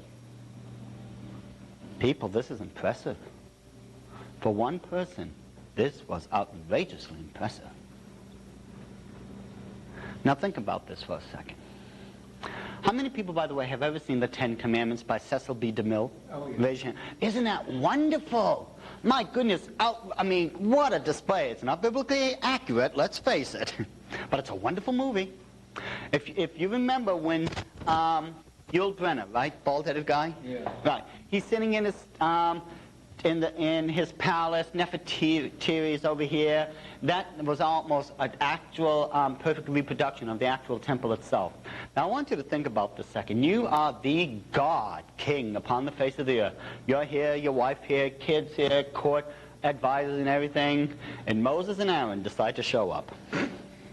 Now think about this. Moses, if I recall, was 80 years old. Aaron was 81. And it wasn't even Senior Citizens Day yet. They come walking into your home. They smell like sheep. They badly need a new tailor. And they walk up to you, the God King upon the face of the earth, and say, we're going to take the entire workforce of Egypt and we're going to get out of here. Now, how many of you would have done it? Of course not. This is the God King. Pharaoh had no reason to let all these people go because two smelly shepherds tells you what's going to happen. So what does Moses do? Aaron, throw your rod down. He takes his rod, he throws it in front of Pharaoh, and it turns into a serpent. Impressive, right? Yeah. People, I'm on a roll here. Come on, keep me. Whatever happened to uplifting the brethren? Yeah. This is supposed to really get their attention. Pharaoh didn't blink an eye. Right. Moses himself wasn't impressed. Why? Pharaoh turned to his magicians. Come here, guys. They took their rods, they threw it down, they became serpent also. Now, I'll grant you, the rod of Aaron devoured those serpents. The point here, those magicians turned their rods into serpents. Now, did those magicians just duplicate a miracle of God? No. Nope. We're looking at this completely wrong. There's a lot more going on here than what we're looking at. Again, we will get to this. What else can you do? Moses and Aaron decide to regroup. They go back to Mount Nebo and have a conversation with God. God says, okay, listen.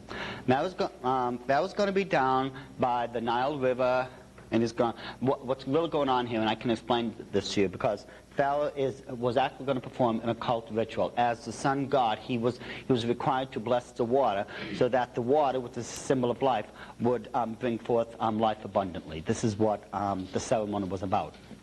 So Moses and Aaron go down there. Aaron is psyched for this, and I'm going to tell you right now, Aaron could hardly wait. Moses, nope. Moses just was not in the mood. He wasn't going to be impressed at all. And you would think Moses, of all people, would be impressed. But he wasn't. There's a reason. They get down there. Moses says, Pharaoh, you're going to let God's people go.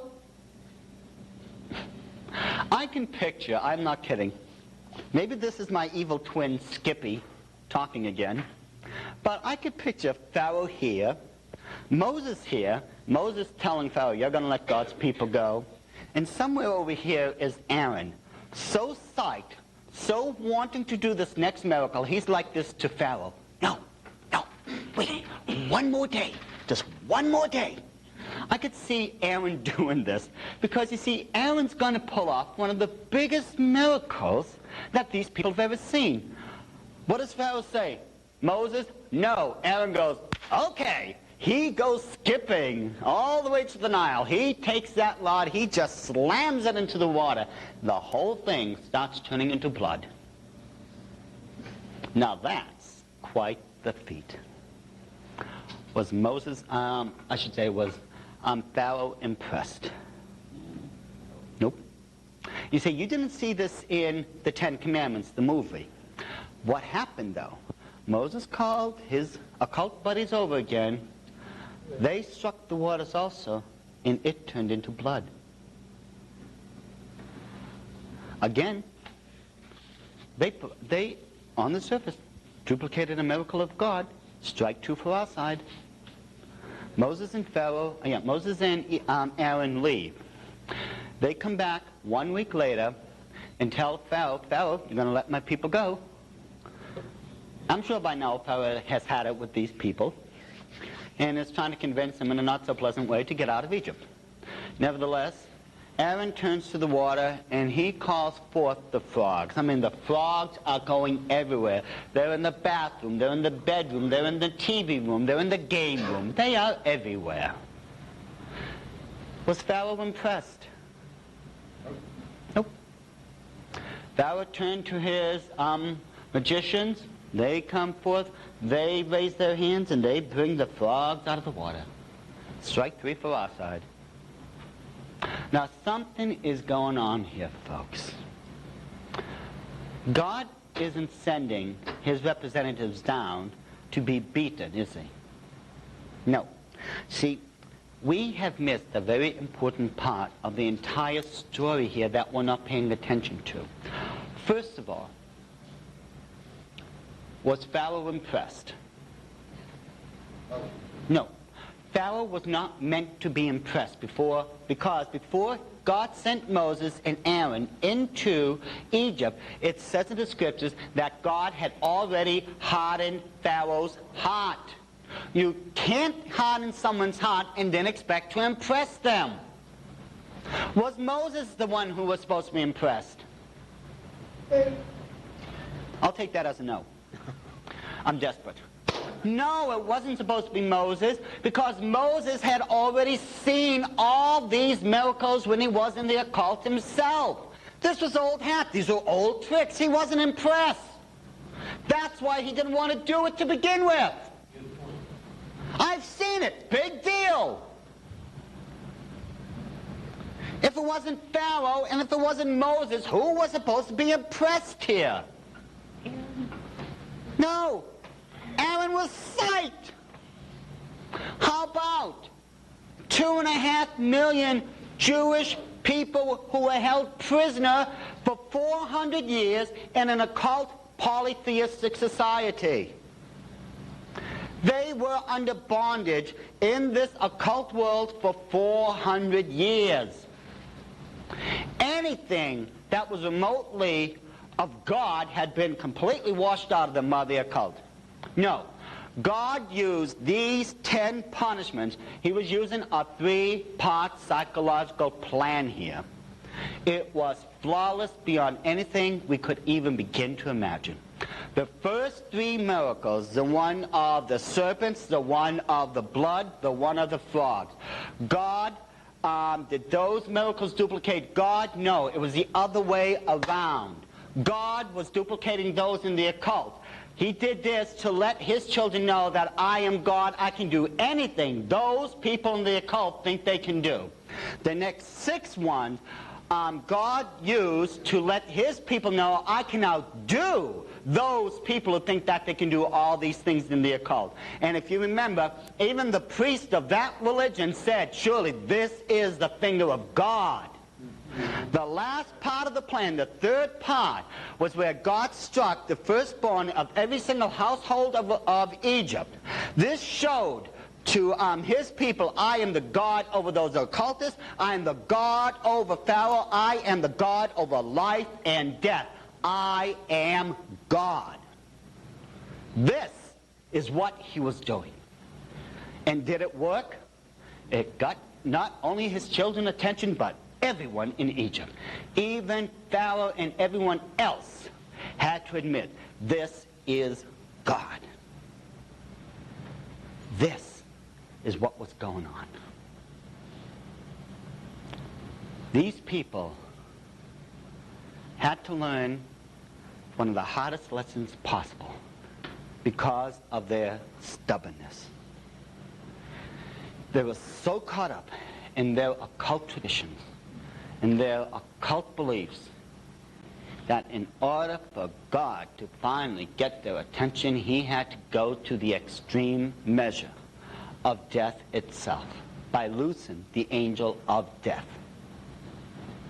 Are you willing to let these traditions so mire you that you're willing to risk the lives of your own family members? Because I'll tell you right now, if we keep up with these silly occult traditions, I'm going to tell you right now, death is the inevitable end. And I mean early death. You'll still go to heaven. But I'm talking about, are you willing to see your children pay the price because of your silliness? I will visit your sins to the third and fourth generation if I have to. God's not bluffing, folks. You better not think you're going to outbluff God here. It's not going to happen.